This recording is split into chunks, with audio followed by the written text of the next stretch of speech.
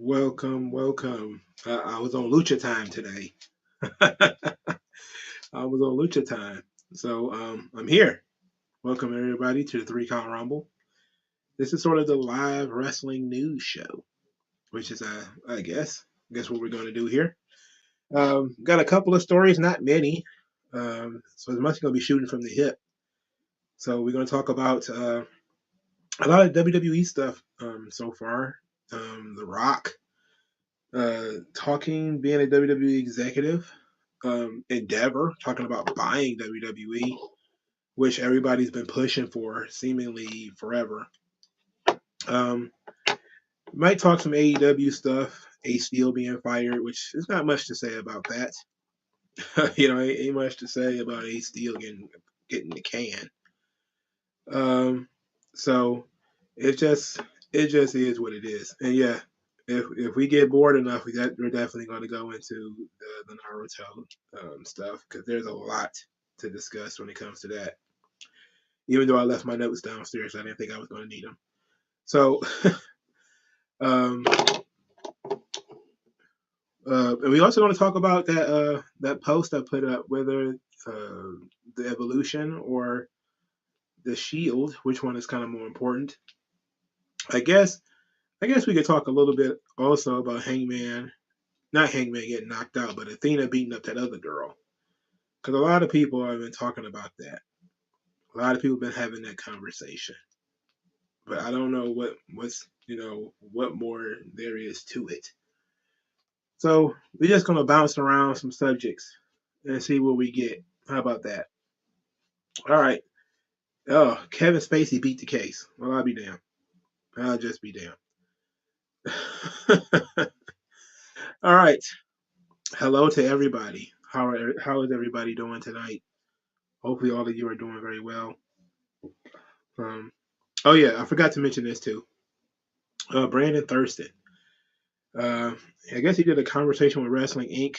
And the topic is the case for why there is no market for a third major U.S. pro wrestling company. So I haven't read this thing all the way through, but I'm definitely going to read it and give you guys my thoughts and some feelings on the subject. So we got a couple of stories here that we're going to talk about. But first, we got a question.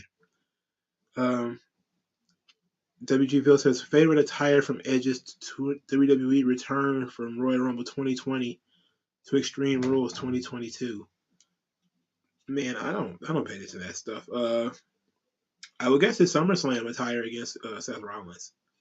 Uh, I would guess the Seth Rollins attire. I really like that. What's my thoughts on Brad Shepard?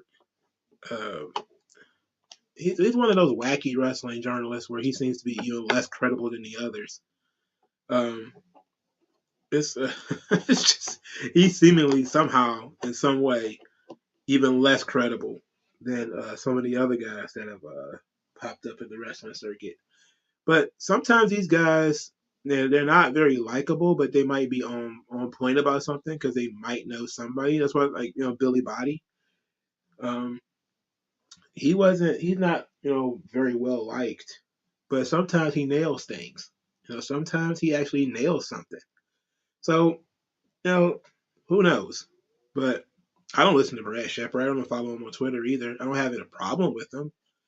But it just seems to me like he's just one voice among many voices in this space. Hey, how y'all doing? Um, Ali Hankerson, I'm thinking about writing a ghost-like character named Damnation Girl and about an armored hero named Infernalin Man. Infernalin. Damnation Girl. All right. That sounds interesting. What are the concepts behind those things? All right, so let's get into the first story since we're here 5 minutes already. Endeavor president, would we buy it? Who knows? This is a subject they were talking on the Town podcast. They said we've shown the Wall Street and frankly everyone else in the industry that cares what we can do when you put the UFC on top of the Endeavor platform. There are just all kinds of levers we can flip. when it comes to WWE, yes, that would be something interesting and it would be worth exploring. Would we buy it? Who knows? Last time I checked, it isn't for sale. But is it something we're interested in? We are interested in anything in the owned sports properties segment. It says Shapiro emphasizes heavy demand for events and experiences coming out of the pandemic. All right, so Endeavor, which owns UFC, um, apparently, I guess enough people have asked them this question about whether they would buy WWE. I can tell you this: WWE's stock price going up consistently is not a good idea for Endeavor to just come in and just start spending money.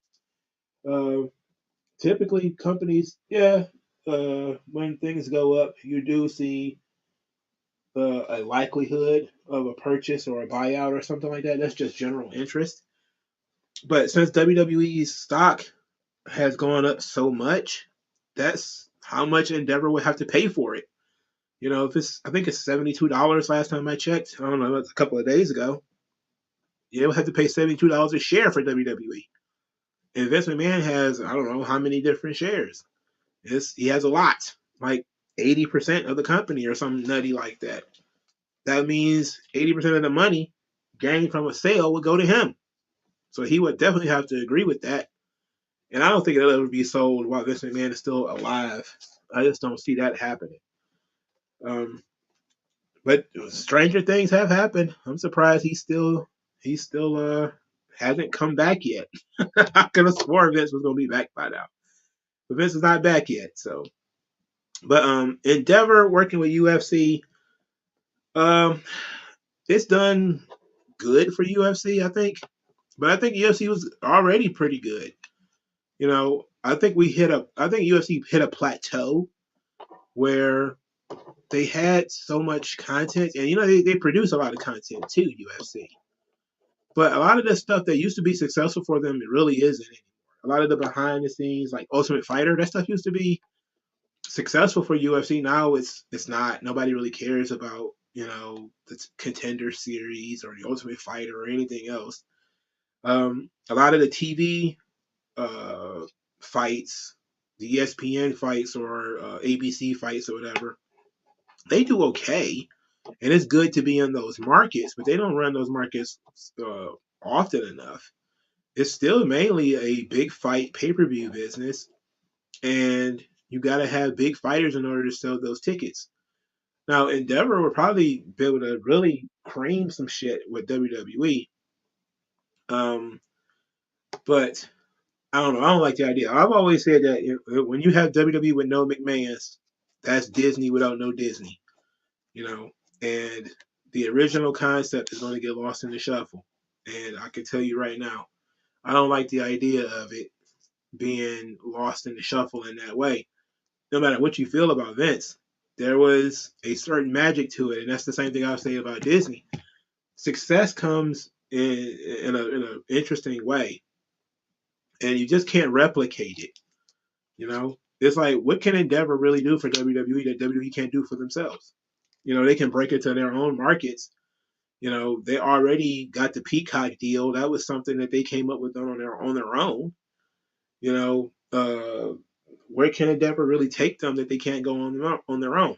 Which I guess would be my question when it comes to Endeavor buying UFC. That's what I would want to know.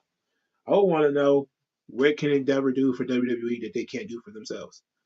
You know, that they have to be partnered with, in business with, or owned by Endeavor in order to do it. I just don't see it because WWE, with the exception of pay per view, they're a more well known brand in the UFC.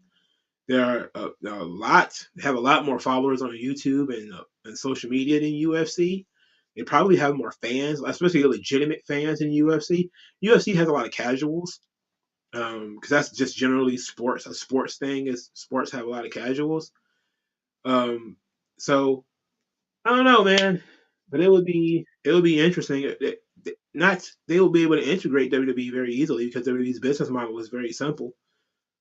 But I don't know. It just doesn't seem to me like they could do anything for WWE that they can't do for themselves. Which is why I think probably if it were for sale, It'd probably be more like a Disney or NBC thing, where they'd be doing it for the content, not because WWE, they still need the reach. Endeavor doesn't own a TV network or anything like that. They still have to do business with TV networks. But I think the death of WWE is being bought by NBC or Disney and then shelved on one of these streaming services. Then it becomes just the same as Impact and ROH, as it becomes a place where you can't get those big rights fees, and it's a problem. It's a big problem. So I wouldn't sell it to NBC at all. I would rather sell it to Endeavor than NBC. But that's just me. That's just me. WG Phil, would you want Vince to come back or bankroll a company with Shane? I don't know. What the fuck is a Shane idea? What does a Shane McMahon wrestling company look like? Does it look like what's the name? A Raw Underground? Because I don't know. That didn't look great.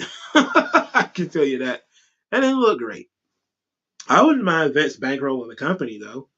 I wouldn't mind Vince throwing his weight around and you know starting up his own little small wrestling promotion. I think that wouldn't be too bad. With his finances, he could definitely pull it off. Now, at his age, would he really want to micromanage a wrestling company again? Probably not. Um, he probably would just want to enjoy his retirement. But they also have, kind of crushed his reputation. But I think if Vince was to call, let's say, Billy Corgan tomorrow and say, I got $100 million for NWA, not only for starters, Billy Corgan would sell it for less than half that. I mean, if he was to get like $2 or $3 million for it, he'd probably fuck around and sell NWA. But that changes that company drastically. That company has changed forever. If Vince was to just walk up to GCW and say, "Here's $5 million," I mean, everything changes. Like he can run a promotion with not even he don't even have to sell his stock. He can off the dividends. He could probably run a wrestling promotion, you know, and not even touch it. Just go straight from from his portfolio into the coffers of the next company. It's definitely cheaper than running a fucking football league, which is what he tried to do. But I would think that if Vince was to come out of retirement to do anything, it would be to do that. It would be to try to run a football league. He'll try to buy a football team or something like that, which I think has always been his goal. Is that he's always wanted to buy a football team. Rizzo Granger, to be honest, I really do hope Vince McMahon returns because Triple H direction pushed some of these bland superstars so bad. Yes, McMahon have his flaws. McMahon pushed large and life superstar. Uh, I think he's stuck with Triple H. I mean, we can't go backwards anyway. I don't think Vince could come back if he wanted to. The transition has been made. You can't go back. you can't go back. If this was temporary, I think some of the decisions that were made wouldn't have been made. I think ultimately they would have reverted. They would have kept things mostly as they are, and that would have been it. But with some of the big sweeping changes Triple H has made, canceling pay-per-views, killing people's pushes, hiring people Vince probably didn't want on the roster, that kind of stuff. Yeah, I don't think Vince will want to come back and deal with that. Rehiring people that Vince fired, especially executives backstage and stuff like that. Nah, I don't think Vince is even coming back. I don't doubt that he's probably still involved in some kind of advisor role, because why wouldn't he be? He's got to be the ultimate advisor. So let's talk about the next story, which is The Rock. So The Rock, and I'm surprised. I can't believe 15 minutes and we get to the lead story. The Rock had a comment that I thought was very interesting. He says, Nick Khan and I talked about that, and we always enjoy that over a bottle of Teremana. I love the wrestling business I grew up in, and my grandfather and my dad started here in Canada. So I'm not quite too sure if a board seat is in my future, but possibly other things are in my future. I've known Vince for a very, very long time, and he's a businessman. I think the key, if there were a sale of WWE, is to make sure that whoever acquires that brand or that property, you got to love the wrestling business. Of course, you can love the asset and you can love everything that comes with it, but you got to love the professional wrestling business. Because if not, then you could kind of see the writing on the wall 4 or 5 years down the road, what could happen. Um, Very interesting that The Rock kind of wants an executive position. I think he should get one. You know, I definitely think he should get one. Um, I'm surprised that Vince didn't bring him on board before. The Rock proved to be somewhat of a successful businessman with Seven Bucks Productions, especially during the Young Rock days and all that kind of stuff. And The Rock is one of those guys that he's not going anywhere. He's going to be forever in the WWE guy, and that's just kind of where it is with him. So he's not going anywhere. You're not gonna take the Rock and leave. Where is he going? So I definitely think that the day of a lot of the Attitude Era stars kind of getting their fingers in the executive positions, it seems almost right. Triple H running creative, I mean, it is what it is. But Shawn running creative for NXT, The Rock coming in and doing something, maybe on the production end, I would hire him as some kind of production executive. But does The Rock really want a job? Like he might want to oversee something, but does he want to really come get up and fly to Stanford every day? You know, but I think that was sort of the question was, you know, maybe some other things. But it seems to me that it would make more sense for him to be a board member because then he doesn't have to actually do any of the day-to-day work.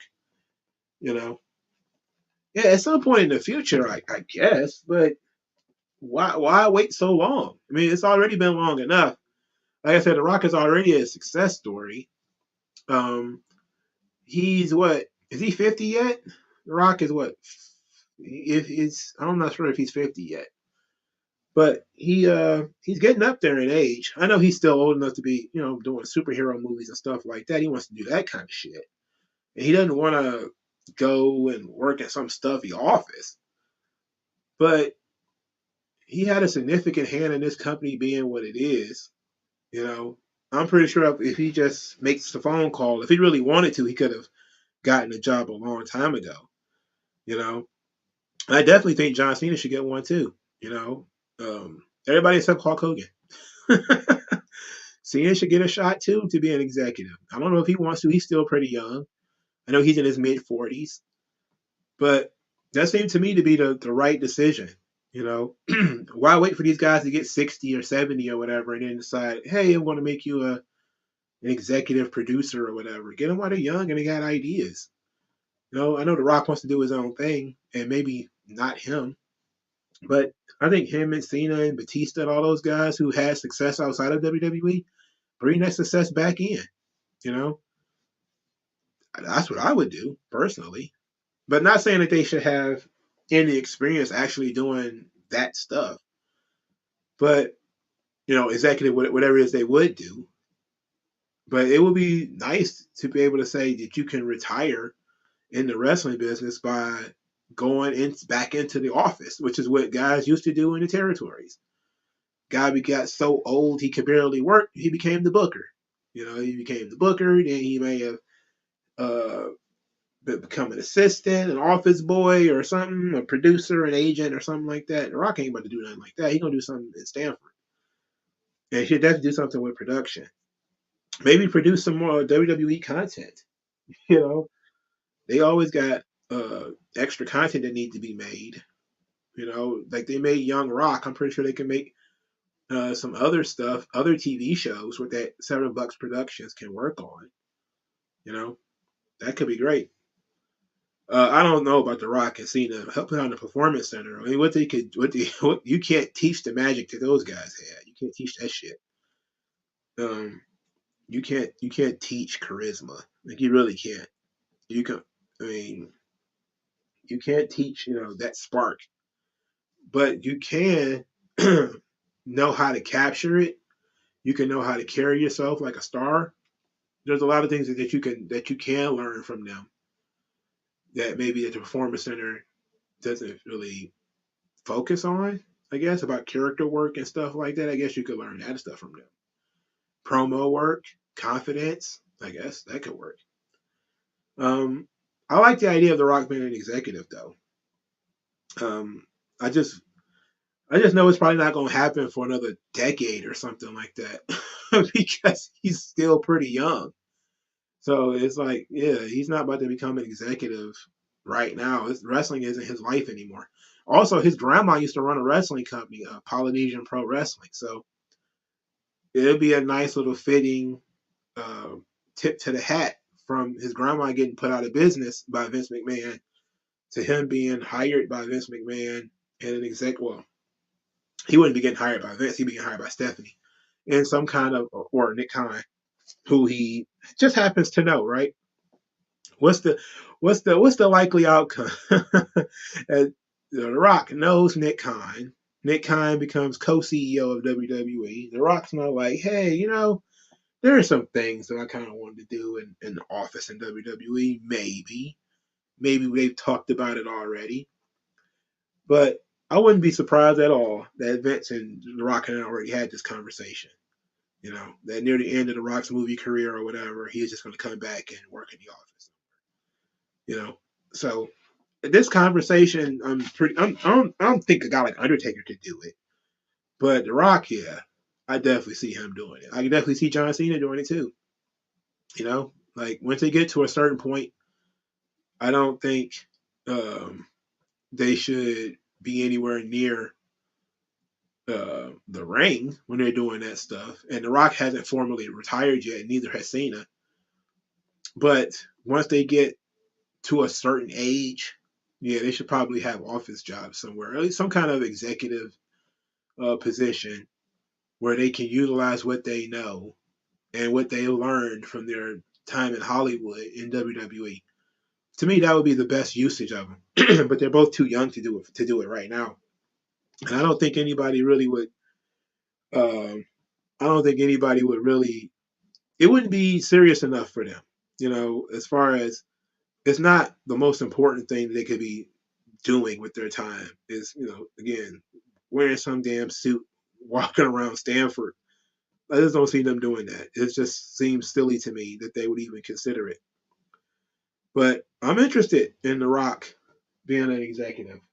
It's just that I feel he's too young to want to do that. And he still has some, like Triple H is done. Triple H can't wrestle anymore. So him getting into the office is, not that big of a deal because he was, even when he was still wrestling, he was still mostly done. But Triple H now is done diggity done dada, so he can't wrestle if he wanted to, and never be able to pass the physical. So him being, in the office works just fine. Uh, do you ever see Dave Meltzer working for any wrestling company? Well, Dave Meltzer worked for WWE at one point. You know, I think he used to do research for New Japan for them or something like that. Um, this was a long time ago, but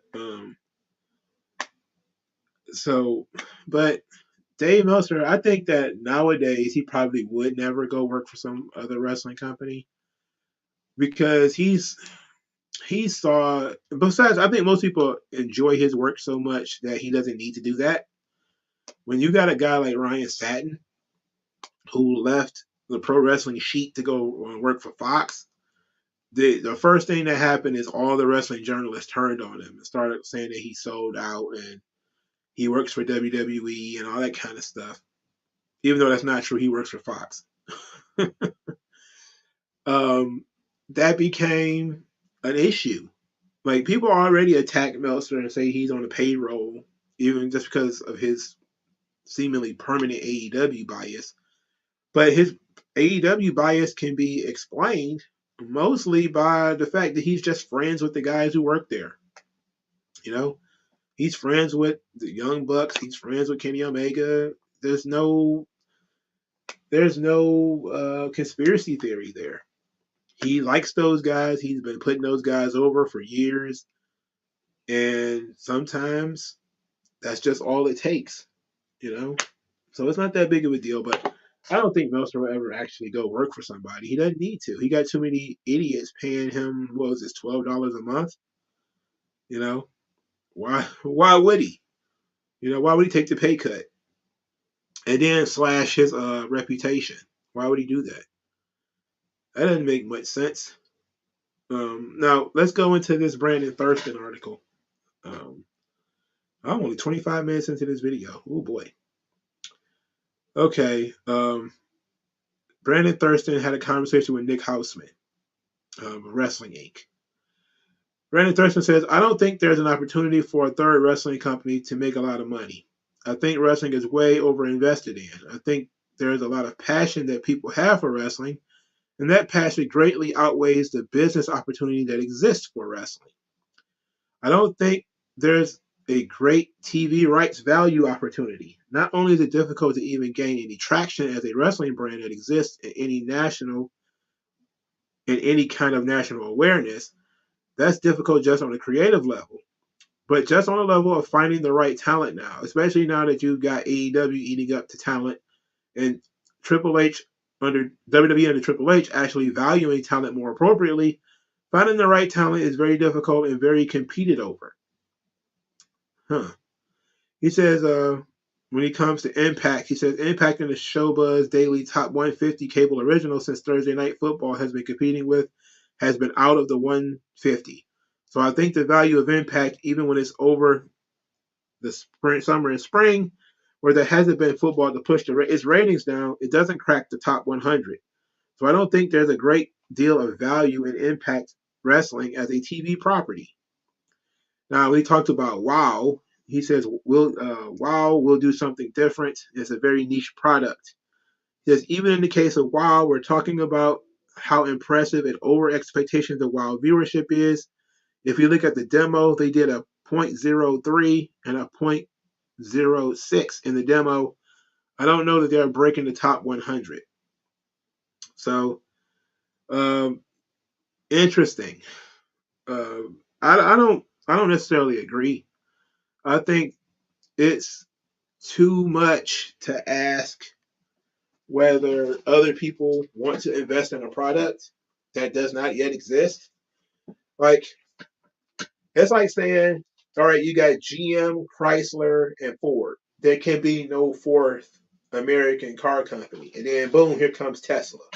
Right? Like it's been those three for so long, and then Tesla comes along. They make electric cars, but they make cars, right? So who's to say that a fourth or a third wrestling promotion doesn't pop up, but they do something drastically different and it captures people's imaginations? This is why I think by people having analysis but no imagination. You need to have both of those things when you're analyzing something. You got to also have imagination. Impact for the way things are now is a dead property. I know that offends a lot of Impact fans, but I've already broken it down numerous times. Impact is a dead brand. It's owned by a TV network. It cannot compete in an open market for TV rights fees. And even if it could, it probably wouldn't get a lot of money for it. That's just being honest. They'd have no stars. They have no storylines. There's nothing about Impact. The advertising is shit. The marketing and the promotion of the promotion is not good. I think Impact this has been a 15-year odyssey towards hell for Impact. This is not something that happened overnight. This is something that began the moment Dixie Carter fucked over the deal with Spike. This has been upcoming. Now Impact can't get off the goddamn ground. That says nothing about if some other billionaire was to decide they want to get in the wrestling business and they have connections and opportunities that they couldn't get that wrestling company off the ground. They can. With the right players, they could. With the right connections, they could. With the right platform, they could. There's nothing stopping, some Walmart billionaire kid from deciding I was a huge wrestling fan. I'm going to jump in the wrestling space. They're going to say, oh, well, what are you going to do? WWE is doing business with NBC and Fox while AEW is doing business with Turner. Where are you going to go out and do business where people actually will care? And then there's still a list of places that people might actually care about wrestling. Who are you going to hire? What are you going to get for talent? Look, there's plenty of people who are in WWE who probably would want to leave, who are probably underutilized, and you never know what they might be able to do. Same thing with AEW. You know, yes, there's going to be people who would rather be in the catering in WWE than in the main event anywhere else. But you got to take a chance. That might not be true. You know, TNA was birthed off of the same thing AEW was birthed off of, which is people who were fired from WWE and people who wouldn't be hired by WWE. There's still plenty of those people out there. There's still plenty of people out there. I think that if a third wrestling promotion was to come into existence, however, it would be somebody investing in a company that already exists, that already has fan base, and then building off of that. Like somebody coming in and buying MLW, somebody buying GCW, and then expanding upon it. That would probably be the best option for success because you already got the audience, you've already got certain markets, you got proof of concept in Fight TV. You know what their fans like, you know what their fans want, and you can just continue to give it to them in better arenas and then bring in better talent, et cetera, et cetera. That's all entirely possible. Now I don't I don't hate Brandon Thurston's analysis of this, but I think that to think that people are just passionate about wrestling and those investments aren't real, it's like I don't know about that. I don't know about that. I think ultimately the stuff that he really likes is probably over invested in, but in terms of its payback. But I think WWE makes a ton of fucking money, and people continue to want to do business with them. So the pro wrestling space is perfectly fine. It's all about creating something other people want to invest in. And if you don't have a company that other people want to invest in, they don't invest in it. And you can create a company that people will want to invest in. For years, it's been Pepsi and Coca-Cola. Who's to say they can't be a third? There's no law that says that they can't. So I don't know. Do I think that there is a third? No. Do I think there'll be one anytime soon? No, I don't think so. But I won't say I won't say never, because for a long time, people never thought that you know Japanese comic books would outsell American comic books, but they do. A lot of people never thought that. People thought that TV would destroy movies. It didn't. You know, there's a lot of analysis without imagination. A lot of people with these false binaries. Um, and to be quite honest, a lot of businesses is found money. People who probably don't like wrestling but would watch this kind of wrestling if it was presented to them, but it's not. So who knows? Maybe something like Lucha Underground probably would work today. On a big streaming service with the right kind of money behind it and the right marketing and the right promotion, maybe something like that could work. Who knows? Maybe a wrestling company with a theme would work. What the hell are you guys talking about in this comment section? I have no idea what y'all are talking about. Ali Hankerson is talking about Finn Balor should be Nightcrawler with purple and blue body paint. What? To separate from Kane as much as more agile and flexible than Kane. Why would the demon be anything like Kane? I don't understand that. The demon and Kane are two different characters. They don't look the same. I don't understand that. I do believe that you probably will see the demon again. I think Finn Balor even talked about it. that that he said that he wanted to have more control over it because he didn't have much control over it, what the demon was or what it did last time under under Vince. He didn't have that much control over it, but he would like to do more control over it. So it's really interesting um, that I'm looking at the comment section for this article, and a lot of people are saying that it's that this is common sense. It's common sense. It's like, well, not really. Again, you talking analysis with no imagination. You don't know what people want until it is given to them. So you can just say we're looking at WWE and AEW. It's like, yeah, WWE's been around forever. People will decide I'm going to skip this show. I'll come to the next one. WWE will be back in my town in 6 months. Especially if you live in like New York or Philadelphia or something like that.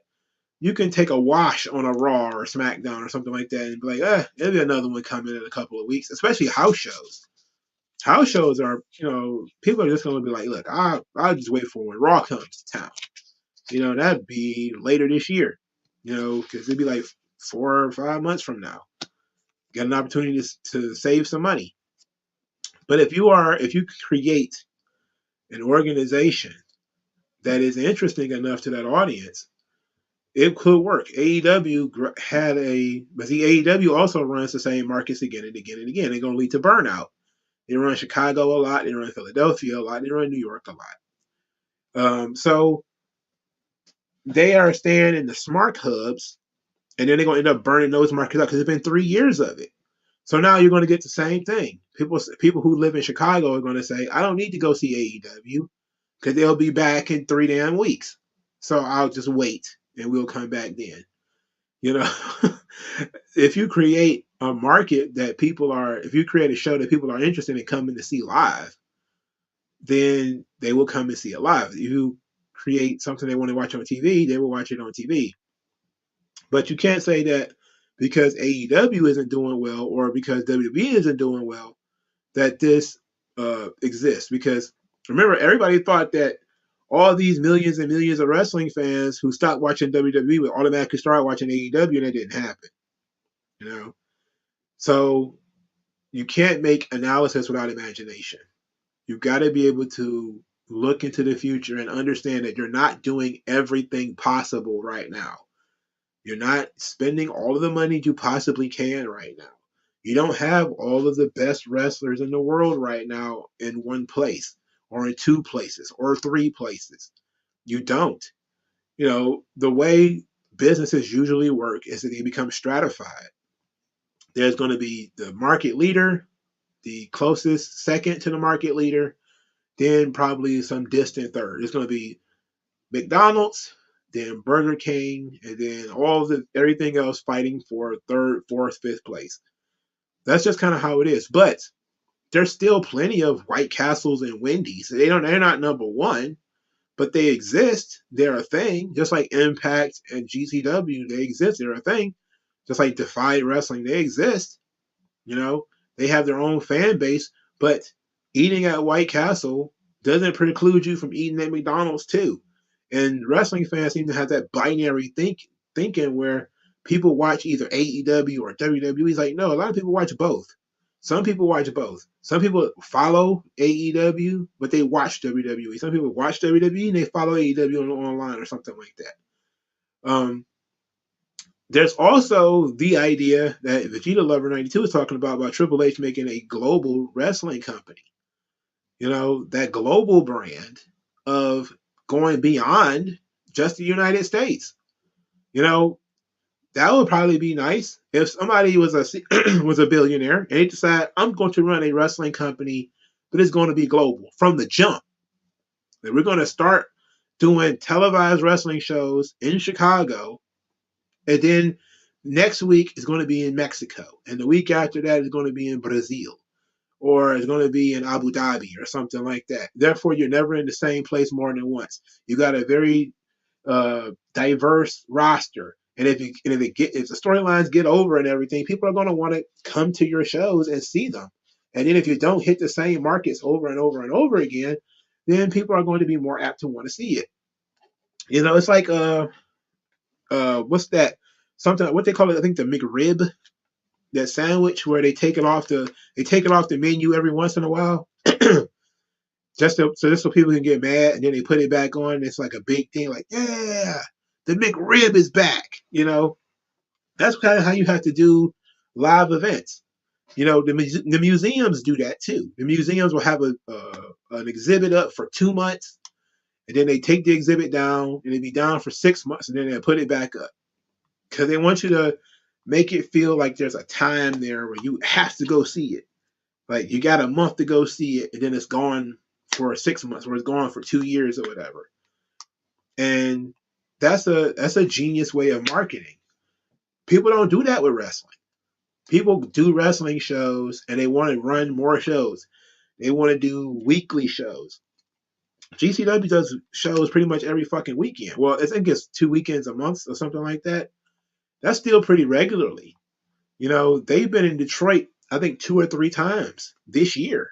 You know, it. Sometimes people just might want to say, "Yeah, I went the last time. I don't need to go this time." I went before. I don't need to go this time. And that's kind of how like people are really excited for the first time something happens. The first time AEW comes to Toronto or whatever, it's a big deal. The fifth time they come to Toronto is not that big of a deal. The 15th time they come to Toronto is really not a big deal. But if they don't come for a while, then they come there and it's a big deal. Just like WWE did with Europe. They didn't do a big show in Europe for a long time. So then Clash at the Castle happens. It ended up being a massive show. Now they did overprice the tickets, but they sold a ton of fucking tickets because they don't naturally run pay-per-views overseas.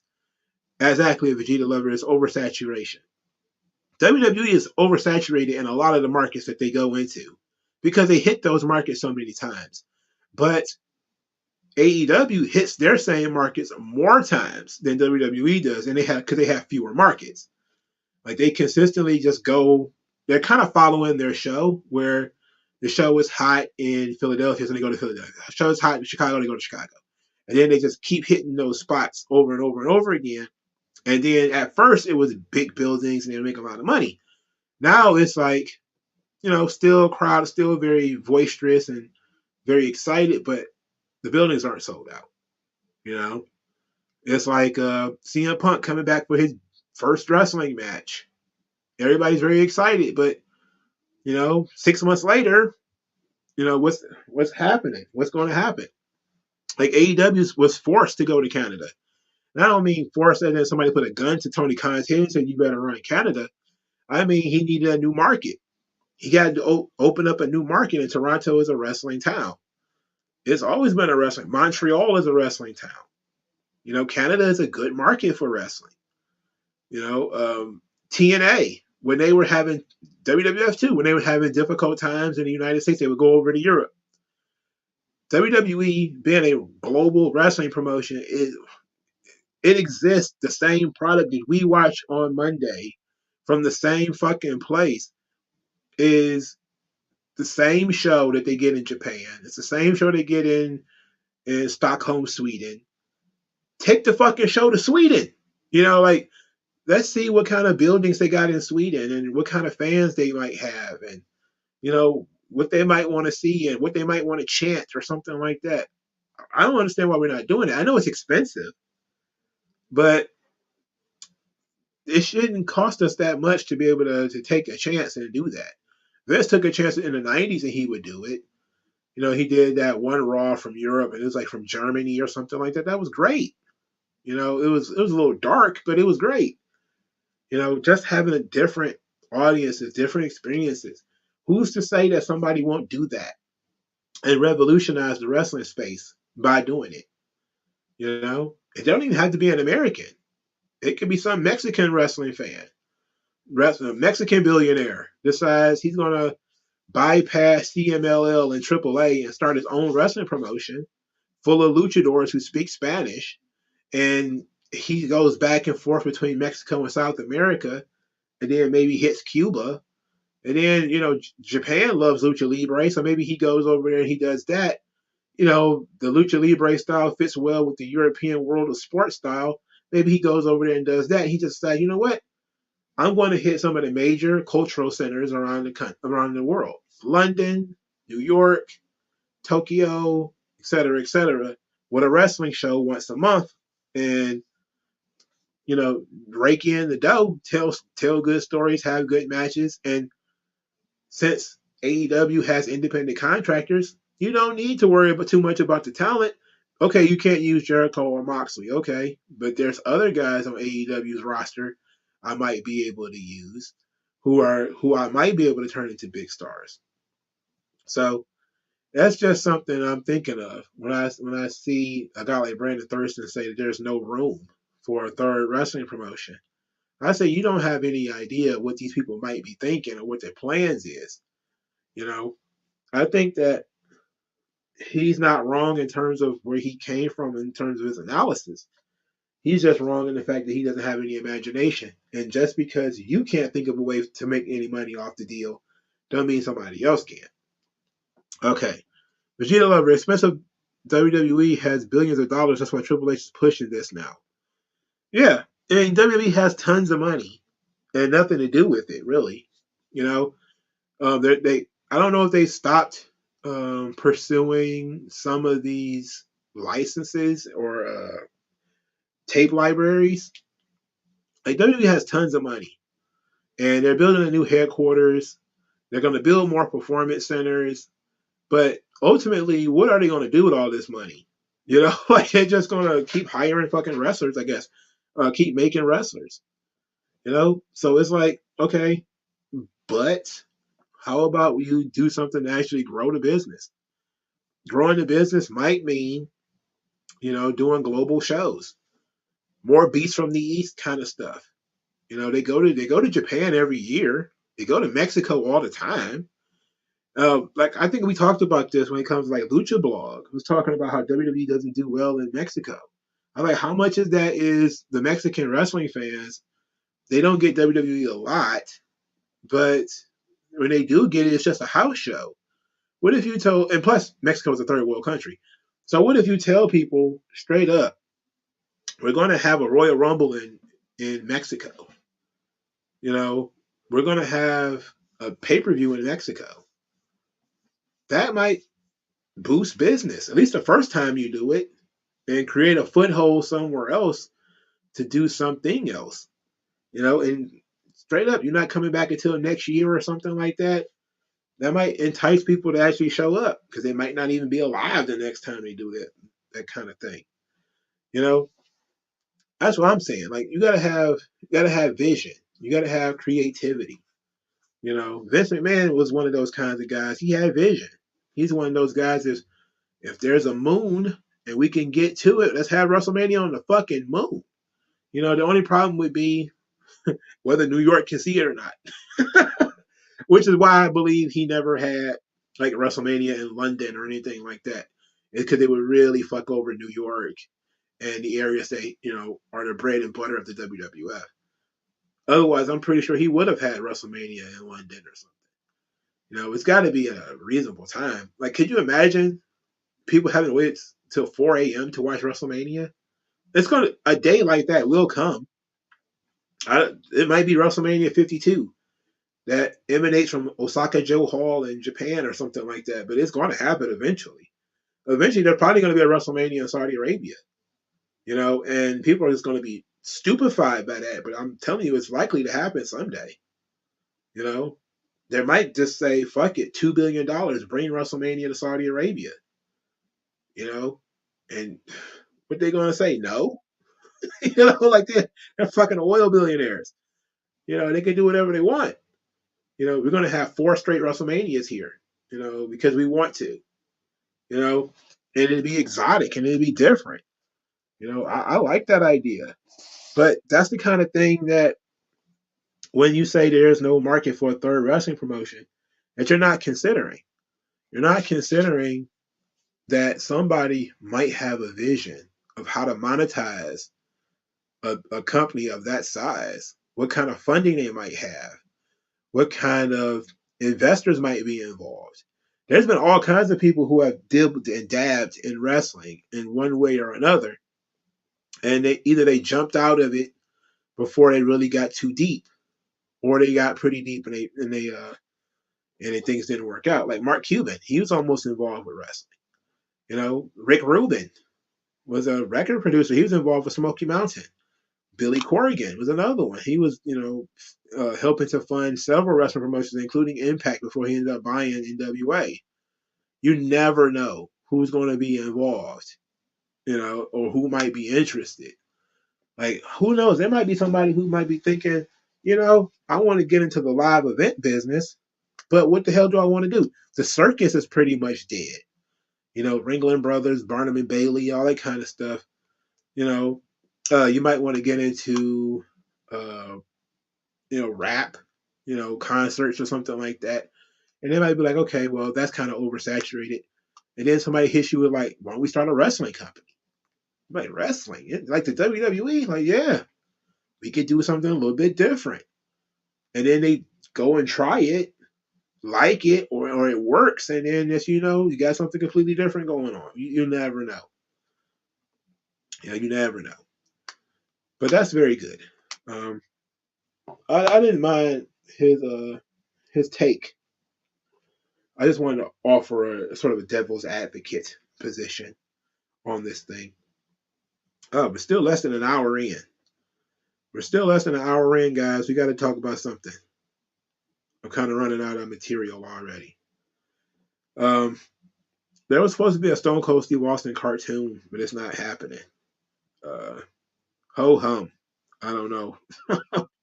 Does anybody really care about that? Let's see. Let's see what I got in my bookmarks here. How are y'all doing, man?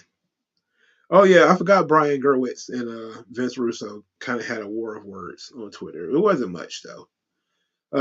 Let's talk about Athena, because that video of Athena beating the tar out of Jody Threat, that was kind of bounced around Twitter quite a bit. People were very upset at Athena, and it looked bad. I'm not gonna say it didn't look bad. It looked like she's beating the shit out of that girl.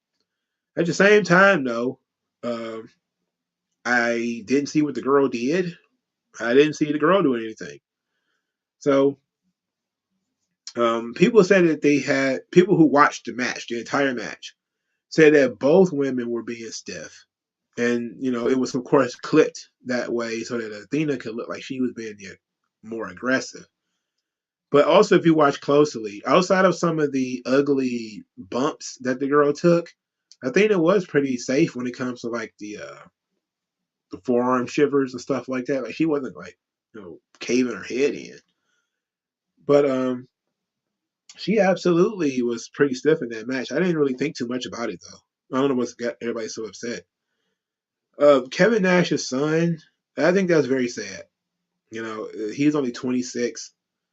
There's a lot of speculation that could be made. 26-year-old just drops dead out of nowhere. It's That's very difficult, but I choose to play the high ground and say, man, I feel bad for Kevin Nash too. And his son died on Scott Hall's birthday. God damn, this is gonna be the worst day of the year for him from now on, man. This is my absolute condolences to him and his son. That's awful. I feel bad, you know. But when I saw that, at 26, I was like, wait a minute. 26-year-old just dropped dead and just no ailment whatsoever? Wow. That's, I don't know. That's fucked up. But I was glad to see the outpouring of, of positivity that came from it. I was glad to see that outpouring of positivity. That was really good. You know. So, okay, what else we got? What else y'all got on? What's on y'all minds? I guess that we can do that for a little while. What's on y'all mind? Let's see. Y'all got a couple of seconds. I don't want to have dead air before we start talking about something else, or we just want to start turning this joint into a goddamn video on anime and shit again. So, I know people like that stuff. But these streams usually do better. The Thursday night streams usually do better than the Sunday night stream. But it doesn't seem to be doing better so far. Um, let's Okay, so Hangman got a concussion from the clothesline. Uh, I didn't see anything that I didn't see anything in the clothesline that really uh,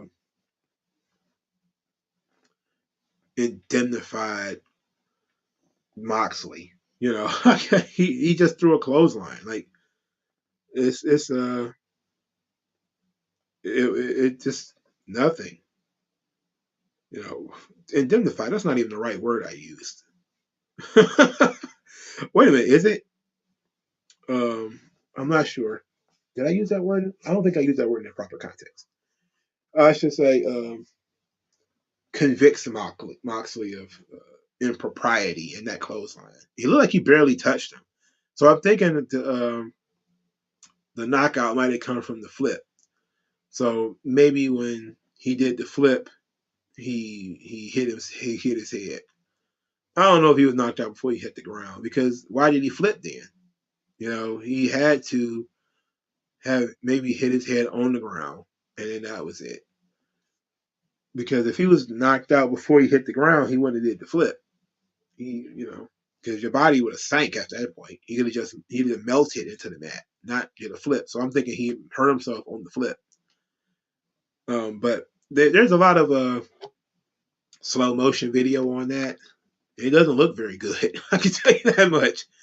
But it just looked like a freak accident. Like he wasn't even trying to hurt the guy. He didn't throw that clothesline with any real heat behind it either.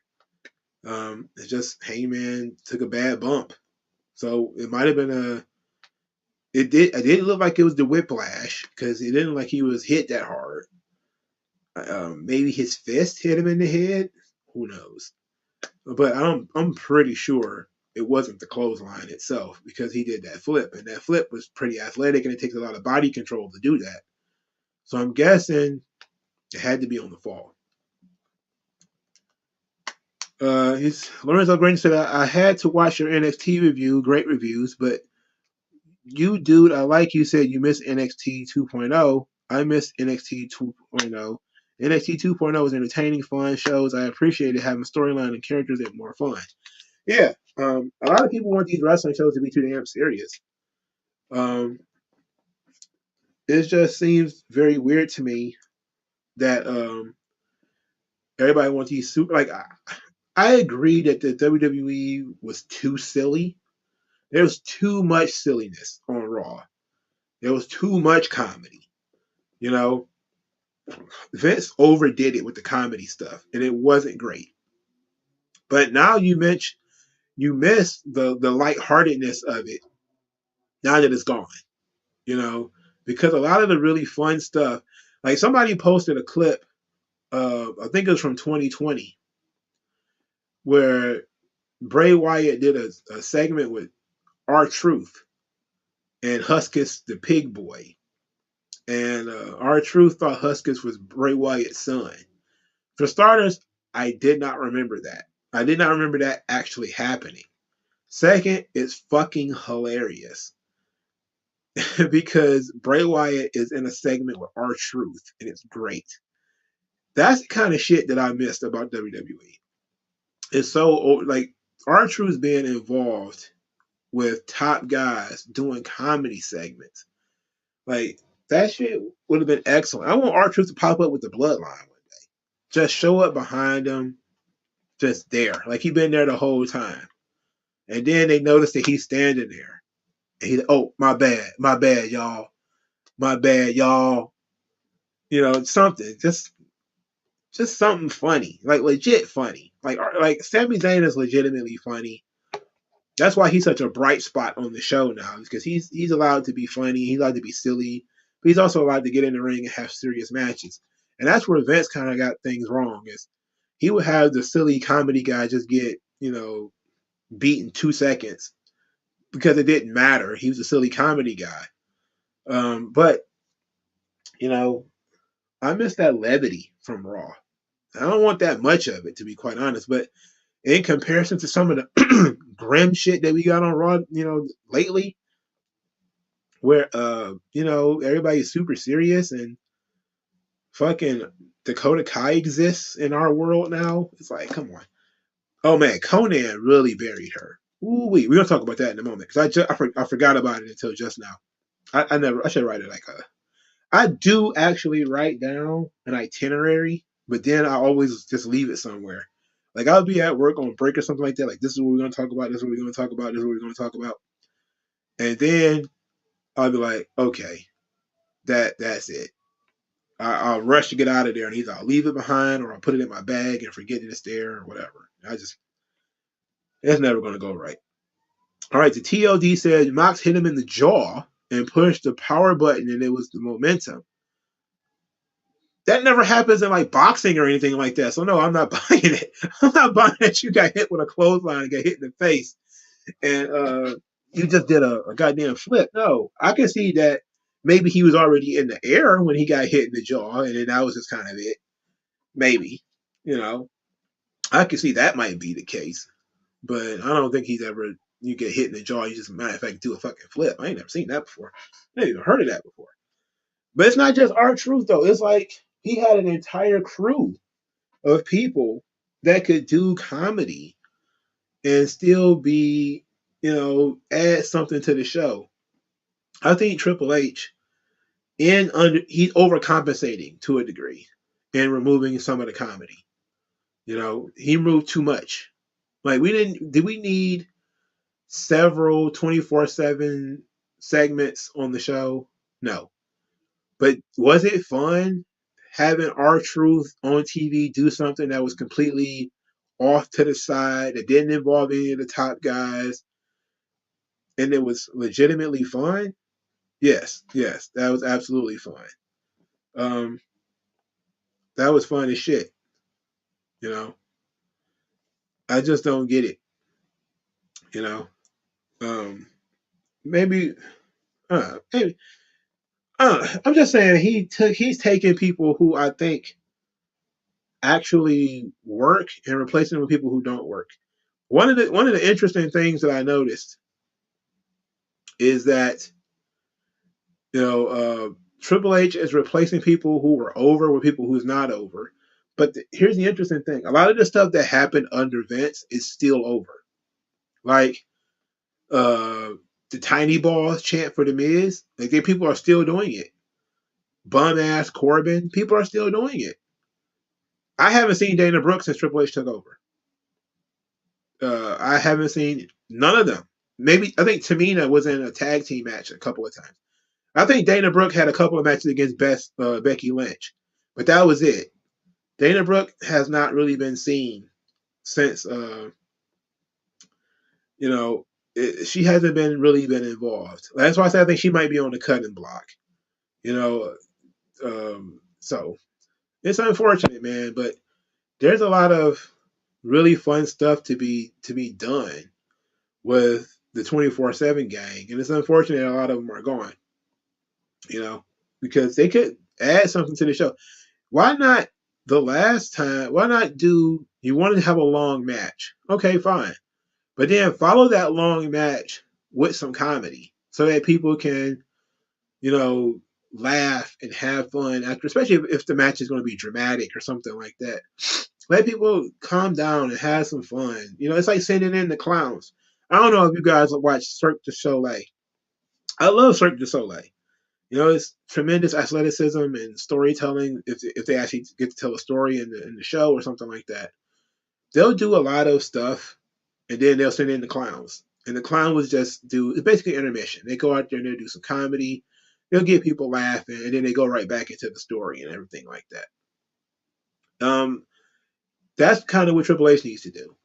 He needs to have a point where he sends in the clowns. That's what Vince was really good at. Vince was really good at giving you a dramatic match, dramatic storytelling, and then, okay, now here's the clowns. They're going to go out here and they're going to wrestle in mud. They're going to rip tuxedos off each other. They're going to do something silly. You're going to laugh. You're going to be able to go, get some popcorn, go to the bathroom or whatever. and then you're going to come back, and we're going to get right back into some serious shit. Or even sometimes the serious shit might even have some comedy in it. But Triple H is just it's not good. I mean, it's not terrible. It's not awful, I will say.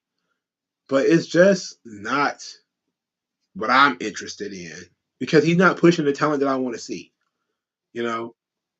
And it's really unfortunate that. And I'm not saying that I want to see 2 hours of R-Truth, but I guarantee you, if you had 2 hours of R-Truth like Scooby-Doo Mysteries with R-Truth, and him just backstage with a magnifying glass or something like that, he had that building in an uproar by the end of it, you know?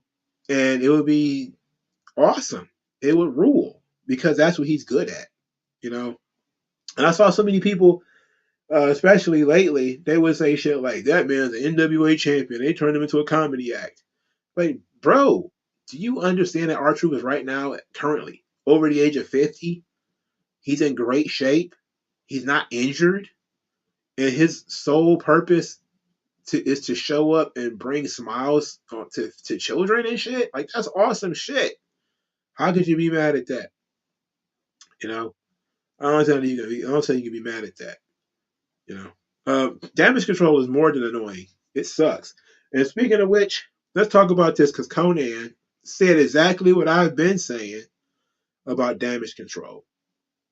So Conan says on his podcast, they invest a lot of time on these girls, and Dakota Kai has zero personality.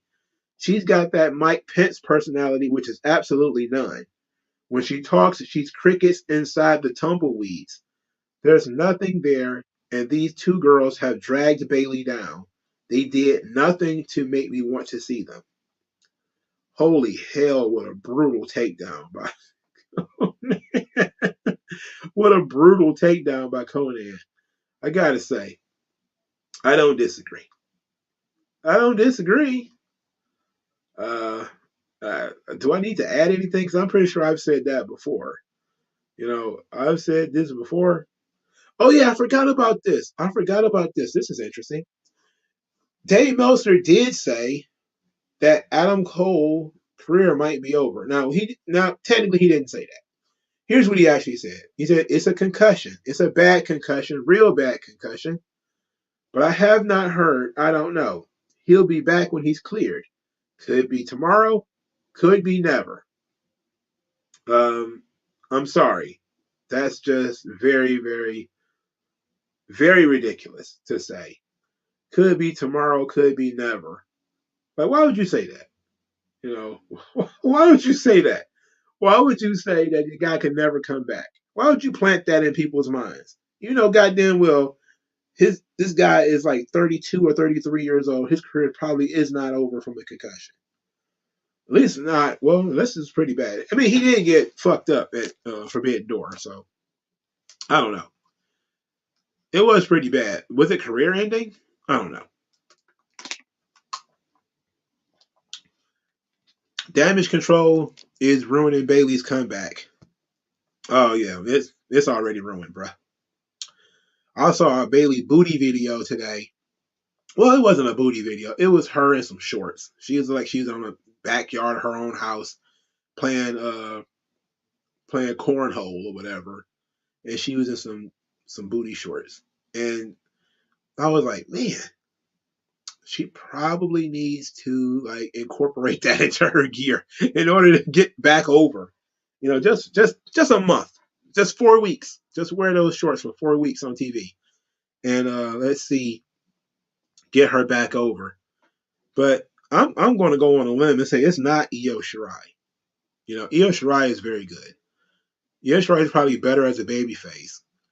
But Dakota Kai is the problem. My God, she sucks. I've been saying that for 2 fucking years. I've been saying that she's not good. If you wanted to do damage control, you definitely could have did it with 2 other girls, some girls with some charisma. And I think that's the real genius events. I hate to keep going back to this, but that was a real genius events. Is that he could he could see charisma. Yeah, Bailey does like to cover up. I know. She doesn't want to be out. She don't want to. She don't want to be lusted after. She doesn't want everybody following her around with a knife and fork. But Vince saw charisma and went towards charisma. You know, if you had charisma, he was trying to work with that. You know, Triple H is kind of like everybody has to be a wrestling wrestler. You know, it's like no. You know, we need to. We like charismatic characters. Like somehow in Triple H's WWE, Elias isn't over. Like what? Like Elias wasn't over in NXT when Triple H was booking him. The moment he comes to the main roster, Vince finds a way to get him to work. You know, and it was Vince who pulled the trigger on Ezekiel. But fuck, he got Ezekiel to work. You know, like because the fucking guy has charisma. The guy has a personality. Um, what is my thought on Super Mario Brothers movie being PG? It's not for kids. What PG would be, it is for kids. What about Super Mario is not PG? Super Mario is a PG is a PG product. It's very child friendly. There's no cursing in Super Mario. There's no murder in Super Mario. There's kidnapping, but that's about it. Uh, so I don't know what would be the violence, blood, or nudity in Mario. That what kind of what happened to the Mario franchise since I stopped playing those games? That's what I want to know. Did they go off the deep end? Is it Mario Combat now, where did people get their heads ripped off? I don't think so. Um, no, Bailey is not Mandy Rose. Unfortunately, she's Pamela Rose, which sucks. But she got a nice little booty on her, and she let somebody record her in those shorts. I'm just saying, no. Humana. uh, the Goombas get murdered. Do they? They just get squashed. They don't necessarily have to die. Um, yeah.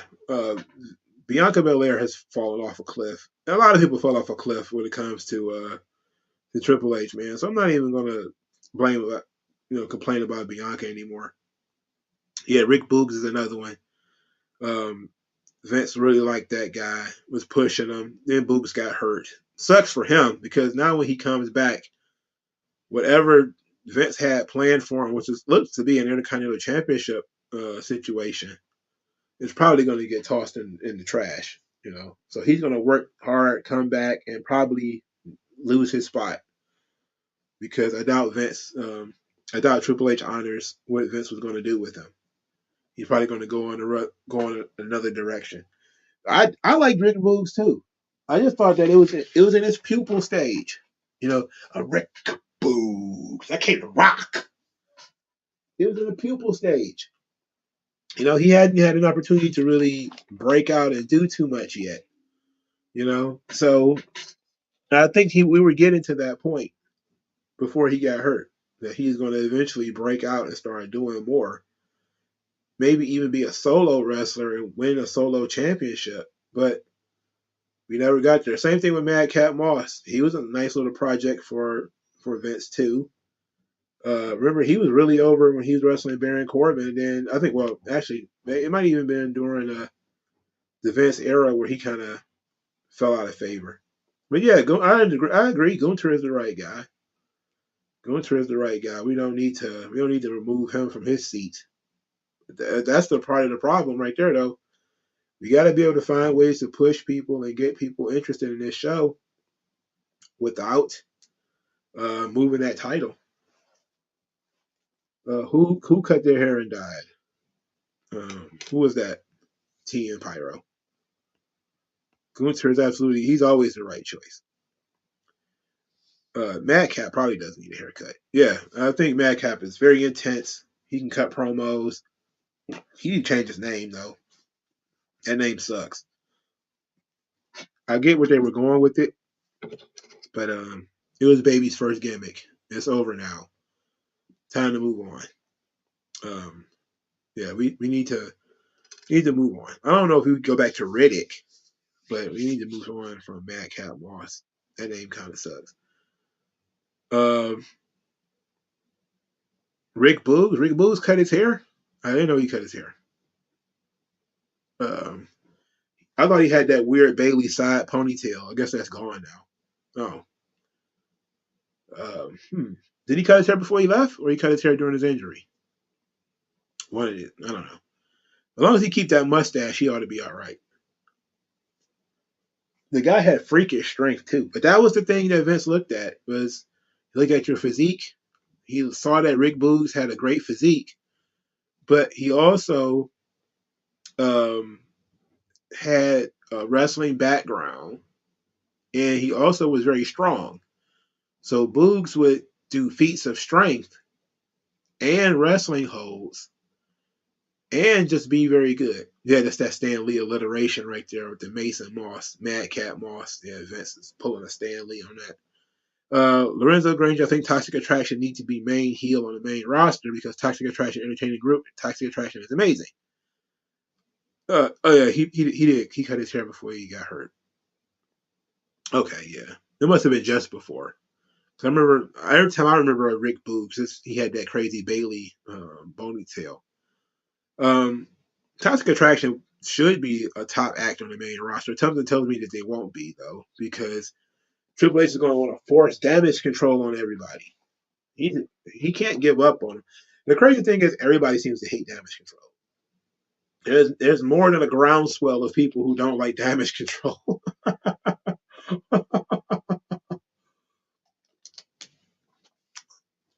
usually it's just people, but usually it's just people like me who are cantankerous who don't like damage control. But there's a lot of folks out there who don't like damage control. They're not fans, and I agree. Fuck damage control. It sucks.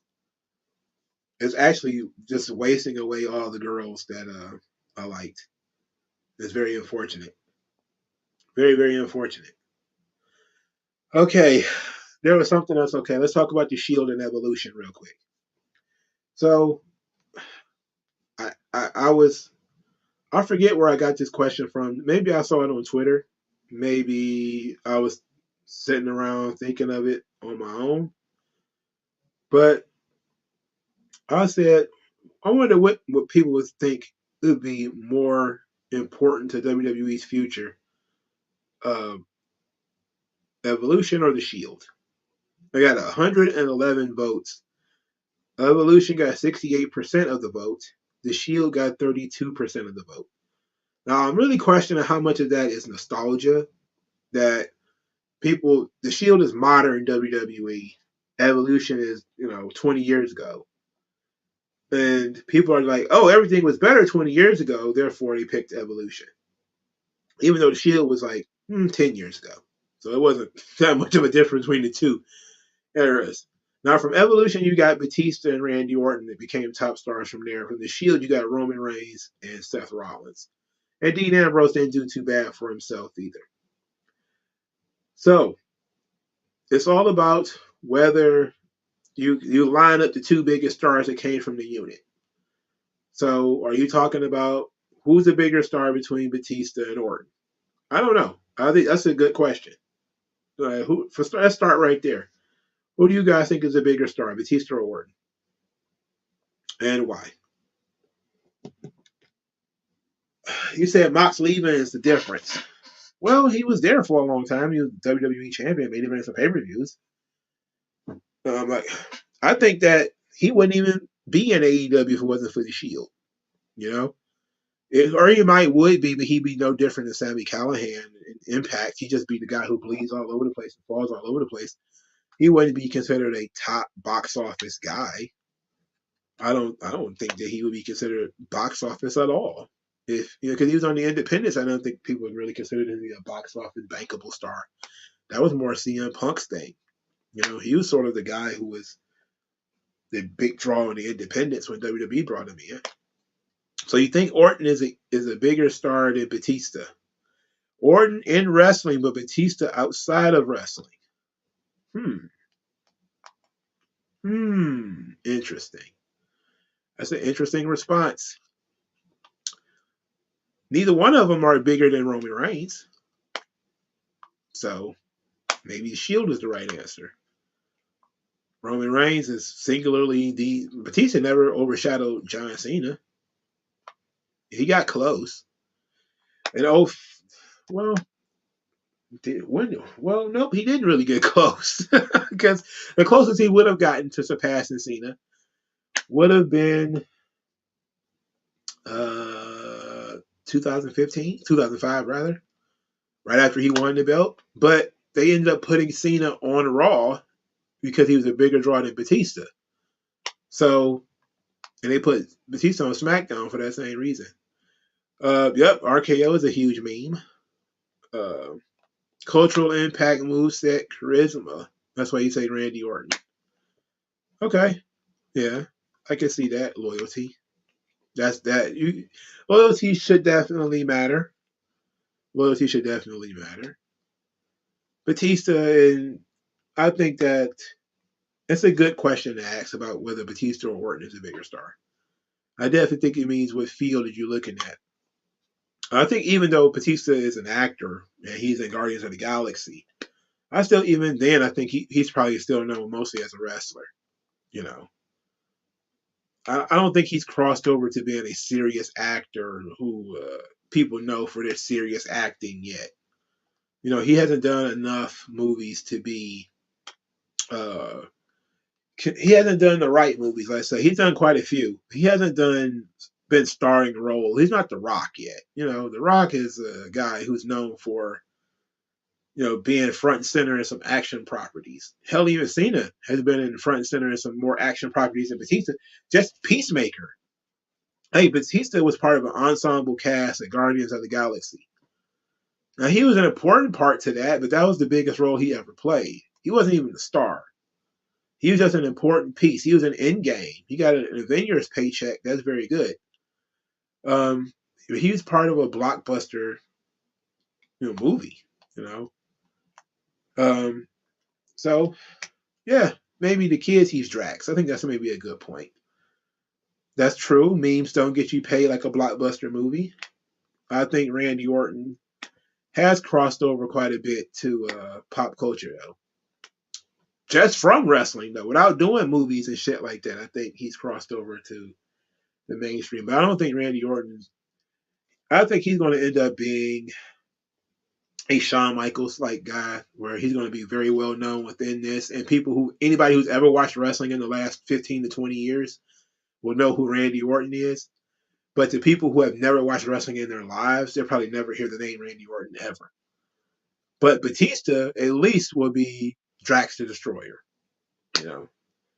So it's like outside of the wrestling context, when would you ever talk about Randy Orton? You know, so that would be an interesting conversation to have. But I'm not sure which one of them are the biggest star or a bigger star. But I think we can both make the argument that Roman Reigns is a bigger star than both of them. And is Seth Rollins a bigger star than Orton or Batista? How about that? You're not even going to talk about Moxley. What is Seth Rollins? Do you think he's a bigger star than Orton or Batista? No, I wouldn't. I wouldn't think so. I wouldn't think so. So the Shield made one massive star that pretty much anybody would know, and I think he's gotten to Roman's almost at the point of crossing over. The whole acknowledge me thing is huge. He's drawing more than I think Batista and Cena did. Batista and Orton rather. That's all in context though. Don't just come to me with SmackDown's ratings were in 2005 or some shit. It's going to be completely out of context. I'm talking about actual effect on business. Roman has a huge positive effect on business, as opposed to Batista, which had a positive effect, but not as much. Seth in wrestling. You think Seth is a bigger star than Randy Orton and Batista in wrestling? Interesting. Lorenzo Granger, I like to see in the future The Rock, Black Adam, and John Cena Peacemaker be in a movie together, but I think that would be super cool. Yeah, I don't think that. They probably wouldn't even want that to happen. I don't think they would want to work on a movie together. I don't think they would want to work on a movie together. I think Batista's the one who said he'll never want to work on a movie with Cena or The Rock. But he wants to be a serious actor.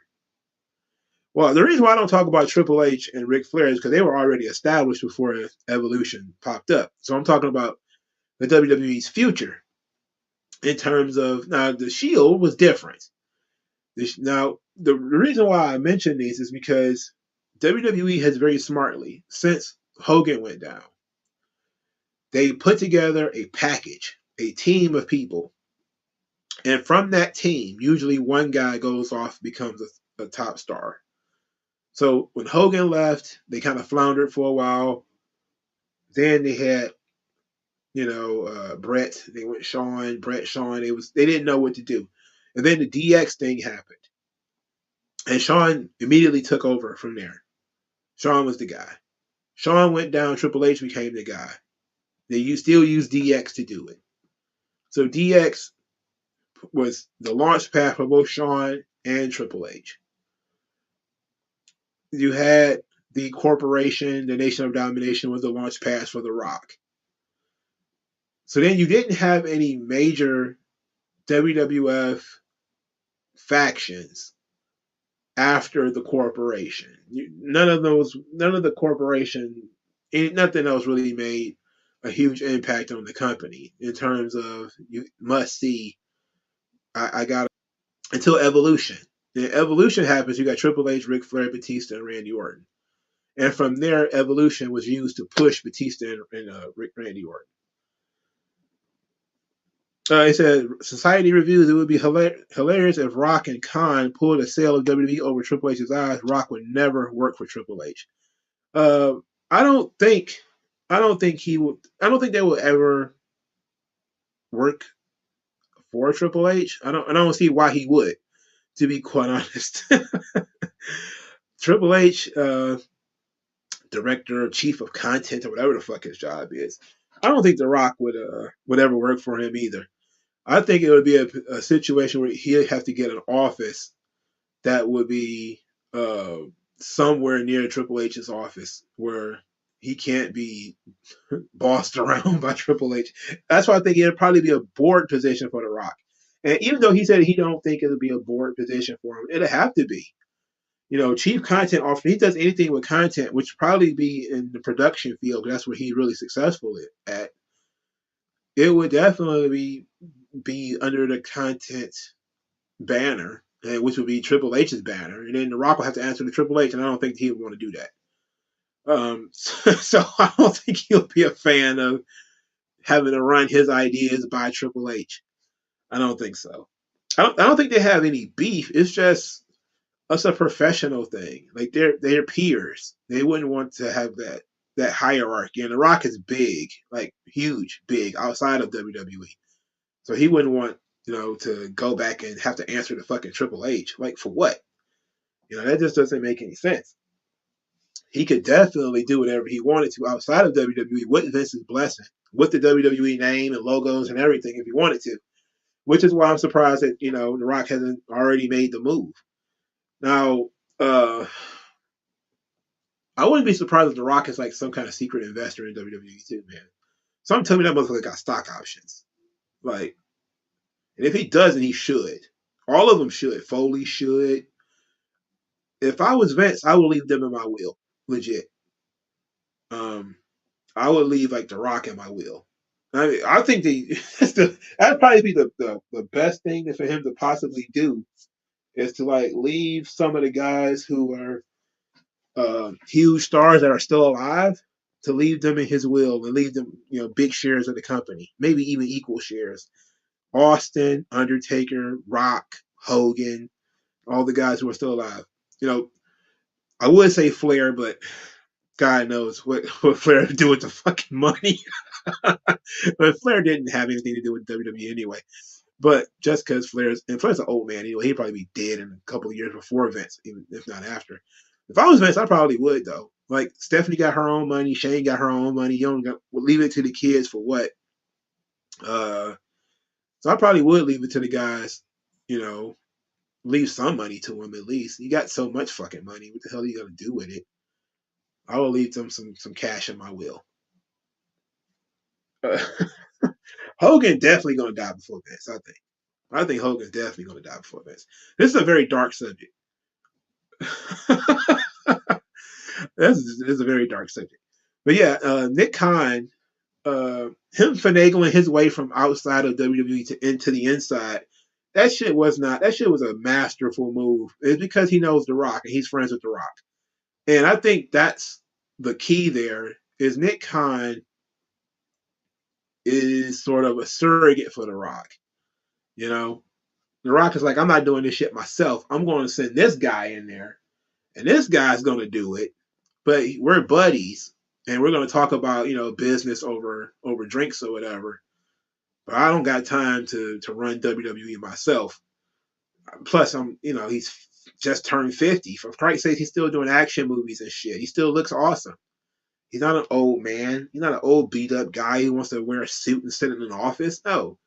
So he's gonna let Nick Khan do it. And when Nick Khan's gonna soften it up for him, and then when the time is right, which will probably be when The Rock is 55, 56 or something like that, there's gonna be a nice little spot in an office somewhere where he doesn't have to answer to fucking Stephanie or anything like that. And he's gonna probably he's gonna do something that's gonna get him into WWE. And Nick Khan's gonna be like, "Oh yes, absolutely, come right on in." And Vince is gonna be like, "Oh yeah, make that deal, make it happen," and that's gonna be the end of it. And that's gonna be like the end of it, because I guarantee you, if they're not getting phone calls from Vince now, they will if The Rock wants to be involved, because that he ain't nothing but like a text message away. I guarantee you that man would be like, "Give The Rock whatever he wants. He wants 50% of the company. Give it to him." I don't think anybody else would have that kind of control over Vince except The Rock. In my opinion, if The Rock did toke over the WWE, The Rock is going to push larger than life superstars with charisma and personality called sports entertainment. The Rock knows what superstar will draw. I don't think The Rock would ever book anything, so I don't want to go that far. I don't think The Rock will book anything. I think he would just want to be an investor. Like, he doesn't even run $7. I think his wife does. Like but he's still involved. And that's what I think he would probably do. Is he would probably get involved in that way. I just don't see it in terms of The Rock being some grunt or some pencil pusher in the office. I just don't see that. But they'll create a title for The Rock if they, Ultimate Sister Magnum or some shit. And you'd be like, what the fuck is that? What does he do? He just shuffles the deck, shuffles the chairs on the deck, and that's about it. But he's definitely gonna have a job if he wants one, and they'll fucking create one for him if they have to. I just don't think they will have to. You know, I think that if he wants to, he'll get it. And I think Triple H will just take the L, and it's just kind of how that'll work. But I don't think The Rock would even want to come into the company and boot Triple H from his position either.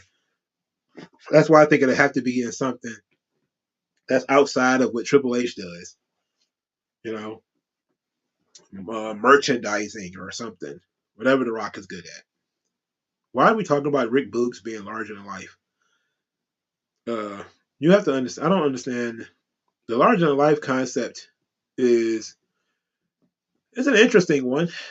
Most people have not really done too much of an analysis on it, what it means to be larger than life. What does that entail? But right now, I think WWE is doing too much of the grounded sort of storytelling and not so much archetypal superheroes fight supervillains, which is what I think most people like from WWE. Is what everybody called the cartoon is what people like. All these complex, nuanced stories, like all that bullshit. I don't know where that shit comes from. That everybody wants complex, like no. I was watching Spirited Away, and I said, and Howl's Moving Castle Studio Ghibli movies. They're fucking Disney films, right? They're very simple. They're simple fucking movies. You know who the good guys are. You know who the bad guys are. And you can tell who they are about how they look, how they behave, and that's it. There's no secret twist. There is no secret, this person's really evil. There's no explaining why the evil person's evil. They're just fucking evil. All right? Period. Now, some of the movies are a little bit different. Princess Mononoke is a little bit different, right? But when you look at Disney films, there's no gray. There's good and there's bad. That's what people like. People like it when things are simple. They like simple stories because simple stories appeal to everyone. Complex shit creates situational heroes, situational villains, and that's moral. What we call it? It's right on the tip of my tongue. Moral ambiguity, which is a problem.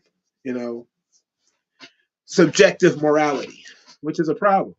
You know, like when people start talking about superheroes beating up on the mentally ill, or Batman beats up on mentally ill people, it's like, well, that's you attempting to complicate a very simple situation. The Joker is not more than just mentally ill. Just because he's mentally ill doesn't mean he's a victim.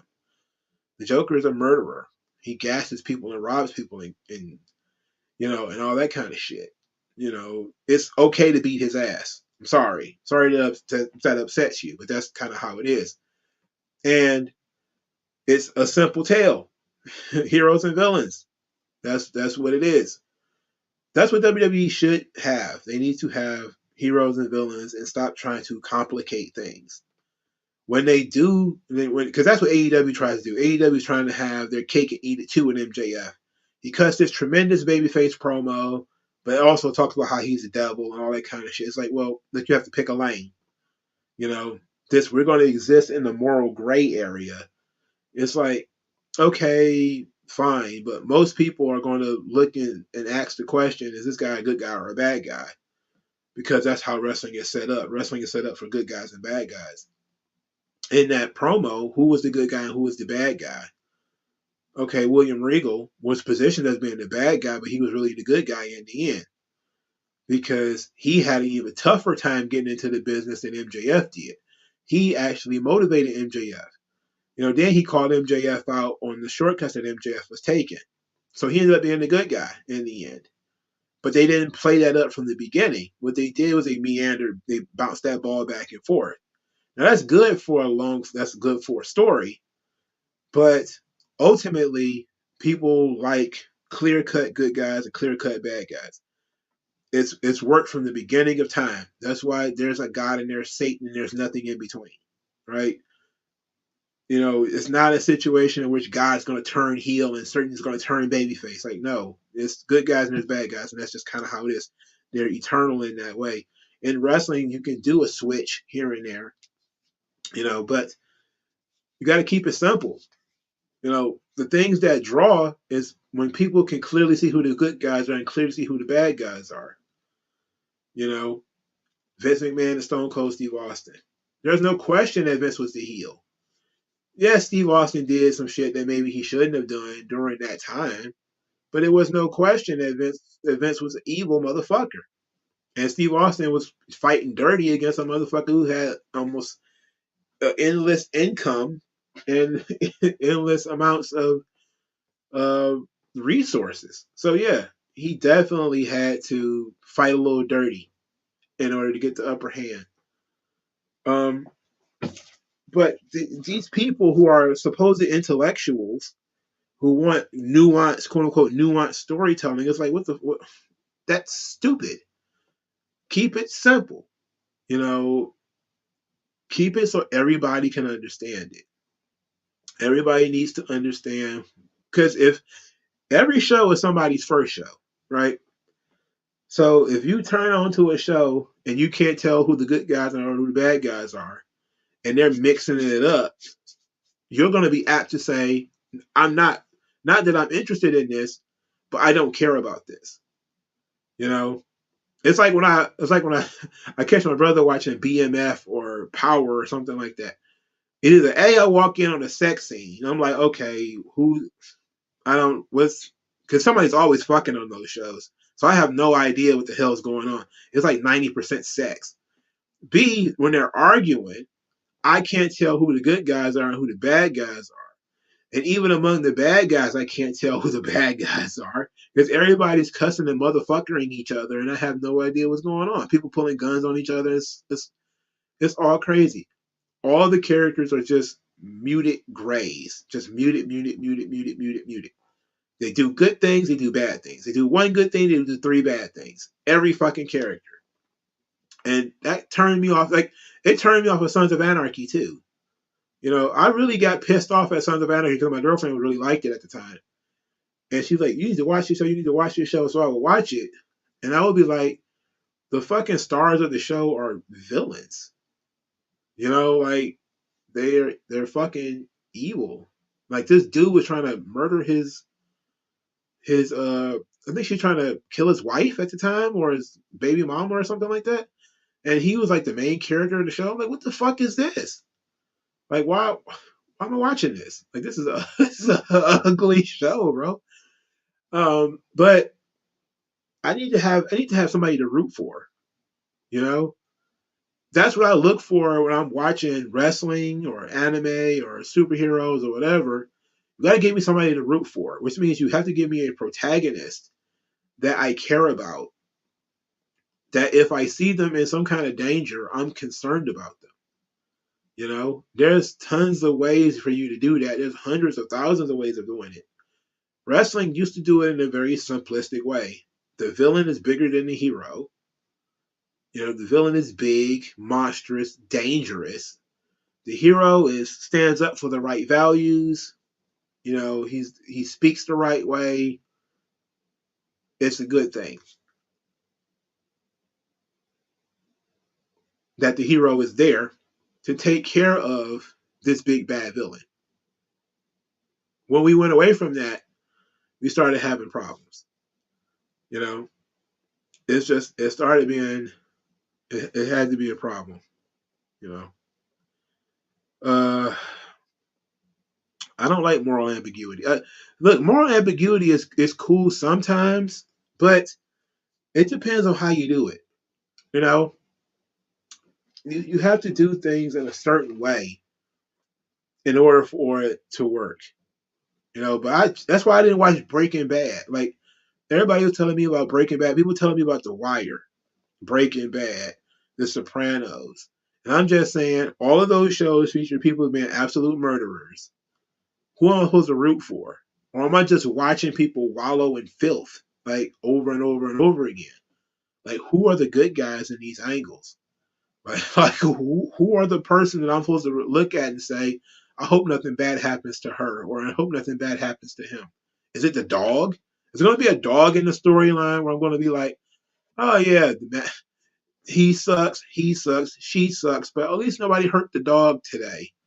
It's like, no, I want to be able to say, I hope nobody beats up Rey Mysterio today. You know, knowing damn well somebody about to beat up Rey Mysterio on this motherfucking show. And then me being mad, like, man, they always beating up Ray because I feel bad for him. He's a he's a good baby face, and that's really what wrestling is missing now. Both AEW and WWE, they have no strong baby faces. Roman is strong as fuck right now, super strong, you know. But who's there to stand against him? There's nobody. There's nothing. That's the problem. WWE it's a babyface territory, and everybody knows it. There's no Ultimate Warrior, no Hulk Hogan ready to come out of the dark and slay the evil Roman Reigns. Even somebody like Cody, who I've been pushing for the better part of a year. Um, he's not even like a superhero. You know, he's a great story that once you cross the finish line, you're going to be sitting back saying, okay, now what? You know, now Roman is great. Roman's in a great situation. I watched the first season of The Wire. Um, it was pretty clear that some of the guys are worse than others, but generally speaking, they all kind of suck. Oh man, they all kind of suck. But but I haven't watched it in a long time. Maybe I'll watch it again. Um, it was a long time ago. Yeah, I think Cody is definitely the guy that's going to beat Roman. But because he's probably the purest babyface that they got left that Roman hasn't beaten already. Um, but I think ultimately you gotta have a good protagonist. You gotta have somebody that people are interested in. You gotta keep it simple. Every time every time AEW think they've knocked something out of the park, it's great for their show. It's great for their wrestling, but it doesn't go beyond that. When people are looking back at wrestling, they remember something that, especially when attached to their childhood, they remembered something that was specifically good or specifically evil. Like I saw people on Twitter reminiscing about Randy Orton. Take us back to the Batista in the Shield, Orton and Shield thing, or the Shield and Evolution thing. People remember Randy Orton's 2009 when he was an absolutely villainous. The Viper was born. He booted Vince in the head and kissed Stephanie and attacked Triple H in his home and all that kind of stuff. Or Triple H attacked him in his home. He got thrown through that window. People remember that shit. Clear babyface, clear heel. They remember it. You know, the match wasn't that good at WrestleMania, but they remember that shit. You know, and that's the kind of shit that WWE should be trying to get work. AEW don't even try because they try to protect everybody. So like, when was the last time the top heel wrestled the top babyface in AEW for a title? When was the last time that happened? The very top heel versus the very, very top babyface. When was the last time? Moxley versus Punk was babyface versus babyface. Moxley versus Page, babyface versus babyface. Page versus Punk was babyface versus babyface. When was the last time that the top heel wrestled the top babyface in a match for the title? It will be probably Full Gear. And then, in doing that, they gave MJF a sympathetic backstory, which is what might turn him babyface before the fucking match at Full Gear. So it was, I don't know. And I feel like William Regal, in his response to that, he should have called MJF entitled, and they should have played into that whole "I'm better than you and you know it" by having Regal say that you thought you were better than you really were at the time, and you still think that way. Something like that, or something to make it seem like it's not me, it's you. You are a problem. You need to work on this. Omega versus Hangman. Is that the last time they had a top babyface versus a top heel? That shit felt like it was like a year ago. I feel like that was definitely a top. That felt like definitely a year ago. Now WWE, most recently, top babyface versus top heel, Clash at the Castle. Roman and McIntyre. Roman won, which he probably shouldn't have won, but at the same time, I mean, it's not the right time to take the belt off of him. And that's been a big deal with WWE. They haven't had any top baby faces. Full Gear last year. So yep, it was in November of last year. That's crazy. You haven't had a top babyface versus top heel match for the world title in a year. And you wonder why things are slowing down over in AEW. Months and months of babyface versus babyface. Guys turning heel temporarily for 2 weeks so that they can have this one match. Like what Paige did with Punk and that kind of shit. We're gonna have a 2 week I'm mad at you, then I'm gonna go back to kissing the babies and mwah, mwah, mwah, mwah. No Brian Page, because Brian wasn't really even a heel. Not really, and he wasn't really even a top heel. And that still was a year ago. So still a long time ago. Because I was also in like September. What was it? It wasn't September of last year. It was probably earlier this year, probably. There's no one to cheer. That's a huge problem with wrestling right now. There's fucking nobody to cheer. Who are you supposed to be behind? Roman Reigns has let people get to the top and then killed them, which is what a great heel should do. Like he really, he did a really great job with Kevin Owens. He got Kevin Owens to the point where he beat Kevin Owens so goddamn bad. Everybody wanted Kevin Owens to fucking win one of those matches, and people was like, "My God, Kevin Owens got to win now. He's been getting murdered, still ain't win." Then they, they did a great job building up Rey Mysterio.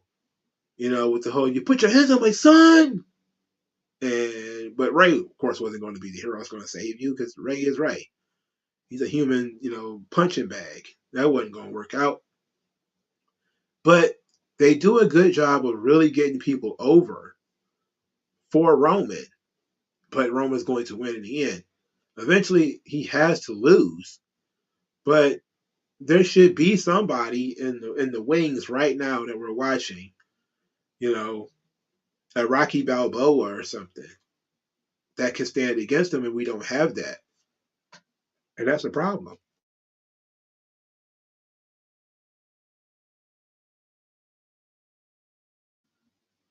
Danielson versus Page was in the winter, which would have been like February, right?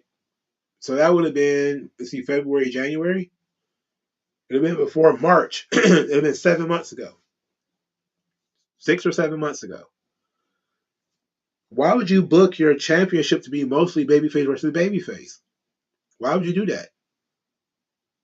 Like, Roman isn't wrestling other heels, though. He wrestled one heel this entire time, Seth Rollins, and that was in January, right? And that was 9 months ago. But Roman's only wrestled baby faces since then. And I guess you can count Logan Paul as a sort of kind of heel. He's wrestling because people won't accept Logan Paul as a baby face, so he's gonna have to go at it as a heel. Or as a tweener at least. And tweeners don't draw. Hate to break it to you, but tweeners don't draw.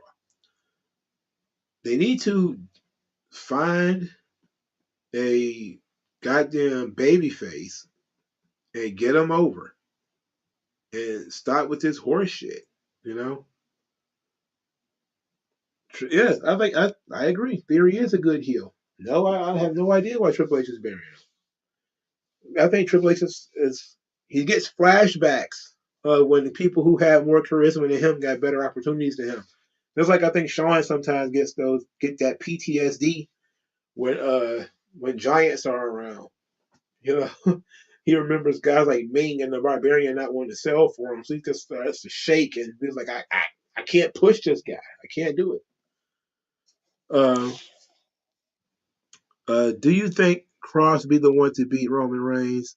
I like to see rivals between Cross versus Roman Reigns. No, Cross is not going to beat Roman. That's not going to happen. Cross is, for starters, another heel, which almost guarantees he's not going to even wrestle Roman, let alone beat him. Um, I like Cross. I really do. He's definitely a guy that I felt like the company should have uh, did more with in his first run. But he's not going anywhere near that title. Both him and Gunther and a lot of those guys, they're not going anywhere near that belt until it's off Roman. Then they might get title matches, but they're not going anywhere near that belt right now. They're certainly not about to turn Cross babyface. That's not going to make sense. But WWE is suffering because at least they have a top heel. AEW has top baby faces but no top heel. WWE has a top heel with no top baby faces. Now look at that shit. you know, but WWE does have a shot in the arm because Bray Wyatt is back, and he's one of the top baby faces in the business right now. Um, we'll see how long that lasts before he ends up turning himself heel. Before he introduces one of these personalities that end up turning them heel. But Bray Wyatt being the guy to beat Roman Reigns, possible. It's possible. I just don't think it happens though. I can't believe people are still talking about Rick Boogs. Rick Boogs is hurt. So what can you do with him? You know, Alexa, yeah, Alexa, Lacey Evans, Dana Brooke, Carmella. So a lot of people who are a lot of women's division mainstays under Vince. Maybe people who got too many opportunities under Vince, like Alexa and Carmella. Yeah, maybe Carmella, but Carmella proves herself to be very flexible, not just in her body, but Carmella could do comedy. She could also do character work. She is what she is on the in ring stuff. I think she's the female version of the Miz, where there's a use for Carmella in the wrestling business. There's a use for Alexa Bliss in the wrestling business, but the company has to be willing to bend a little bit so that they can do their thing. Because if you want to go out there and have all of these 5-star indie matches, they're not going to be able to do that. Okay, they're not going to be able to do it. But if you want to do something else, that would be great. Like Carmella should be a manager at this point. I think she's done everything she can do as a wrestler. I think you put her in somebody's corner, even the corner of a man, and let her be a manager. It could work. You know, like I could definitely see Carmella as the the valet for the maximum male models or something like that. Like that could have been great for her. But Maxine Dupree is also not bad. Yeah, Alexa was a manager before. She was a manager in NXT for Blake and Murphy.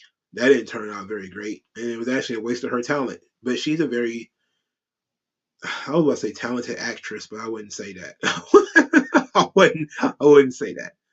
She's proven herself to really jump into the characters that she portrays, though. You know, she tries to get them over being very convincing. The issue that she has is that she's very small and she's very injury prone.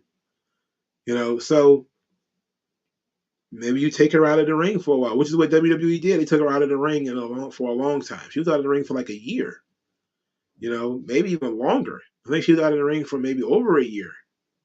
Because I think all of 2021, she probably only wrestled like 3 matches that whole year. So they found a way to keep her fresh and interesting, which was, you know, a task in and of itself, especially when they started doing the super power shit. But you gotta have clear cut baby faces, clear cut heels, and you gotta be able to use people's talents. And AEW doesn't do anything except wrestle. That's all they fucking do, man. Like that's all they care about. It's an obsession with wrestling. It's like, okay, we get it. You want to be the wrestling brand, the wrestling product. We get it. Fuck. Let Toni Storm talk. Let her get into a actual feud with somebody. You know, for Christ's sake, let her get into a feud with somebody. Let her have crossed words with somebody.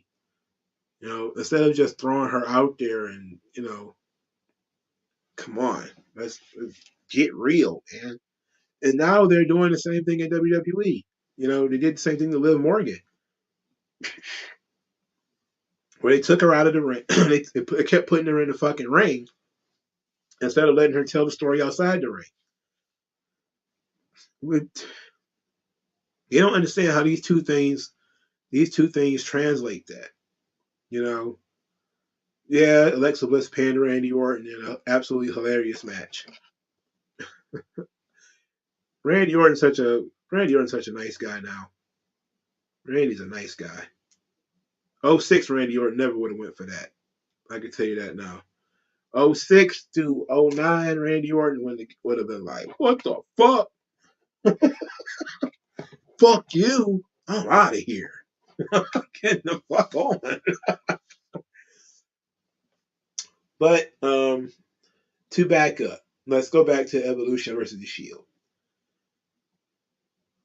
I think Evolution did a really good job, but their evolution by 2015 neither Batista or Orton was a regular main event act. Now, I think Orton kind of was. And I think that was the year that they tried to do Batista and Orton in the main event of WrestleMania. I think that was 2014, and people shit all over it. You know, people shit all over that. But I think more people are very interested in Roman Reigns versus Seth Rollins, reigniting their feud today. Now, I don't know. I think it's a good question. I don't have an answer, though. Like, between Evolution and the Shield. I don't think they have a. I don't think I have an answer for it about which one is more important to the WWE's future. You know, because without the Shield, you don't have Roman Reigns, and Roman Reigns is their very top star right now. I'm talking, and is the biggest draw in the business.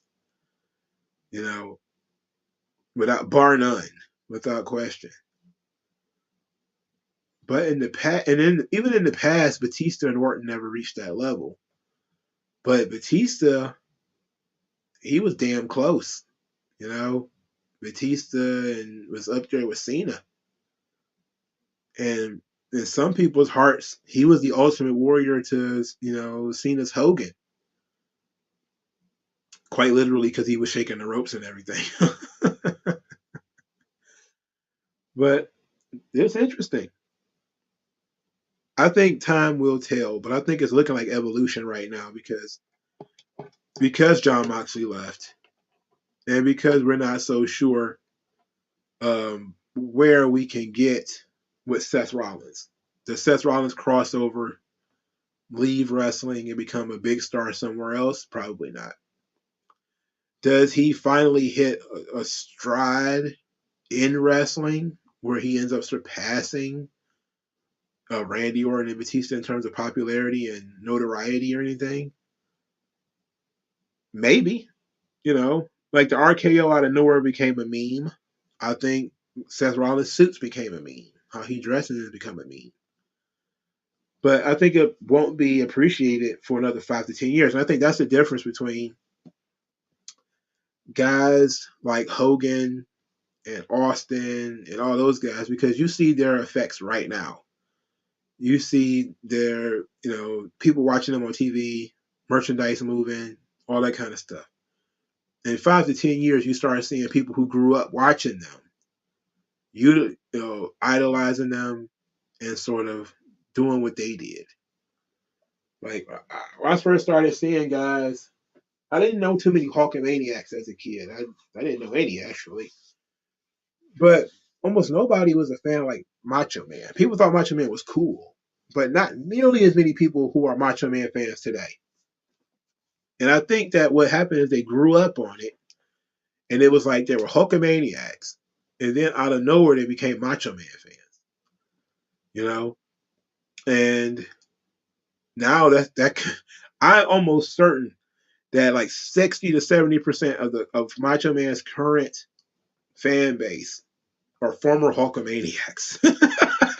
I'm almost certain of it right now.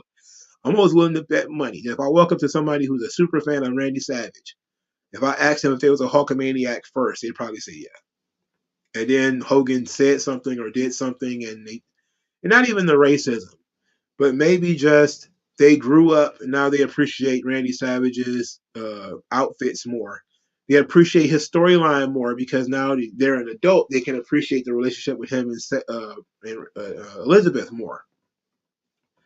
They appreciate Randy Orton's in-ring work more, something like that.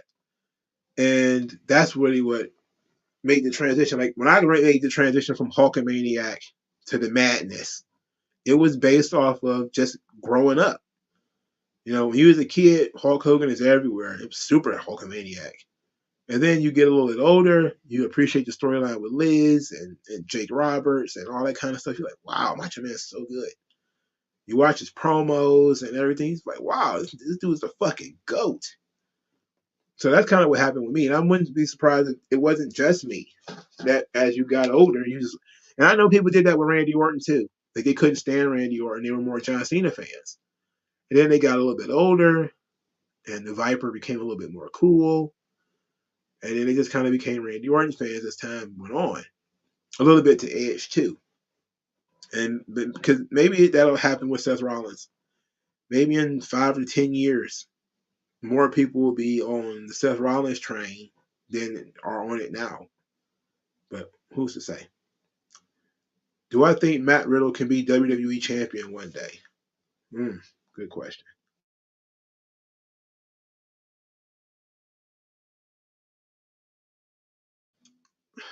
I just don't see how he would end up with it.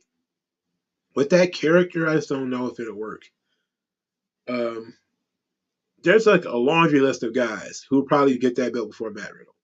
It's just so I can think of four off the top of my head: Cody, Gunther, Cross, McIntyre, Lashley. And Lashley's just sort of a last ditch effort because I know he's getting up there in age. They probably won't even put him back on that spot. But then you got guys like Brian Breaker, who could definitely get there before fucking Riddle. There's some guys who are definitely on that list before Riddle. Now Riddle was super over, no doubt. Riddle was super over. Was he world championship over? I don't know. I don't know. Bianca and Rhea are stars, I think. They're not super, everywhere all the time, mega stars or anything like that. But I think they're stars. I think people like watching them, you know. And I'm a big fan of both girls, but they need a bigger platform. I think Bianca's got the biggest platform possible right now when it comes to WWE, and she's making the most of it. It's Rhea's got to get there. Rhea's got to get there. She's gonna have to work a little bit harder. I think. She's gonna have to put forth some real effort. I think because Bianca's done some shit already. Rhea ain't done too much. So in the final verdict, I'm gonna go with Evolution. Even though I said I didn't have an option, I didn't have a choice. I'm gonna go with Evolution because at least both members of Evolution are sort of mainstream right now. While the Shield, we're still waiting for one of them to cross over. Still waiting for Moxley is a dead issue. He wants to stay in AEW, which means he'll stay, a guy people only know from the Shield and the potted plant on SmackDown.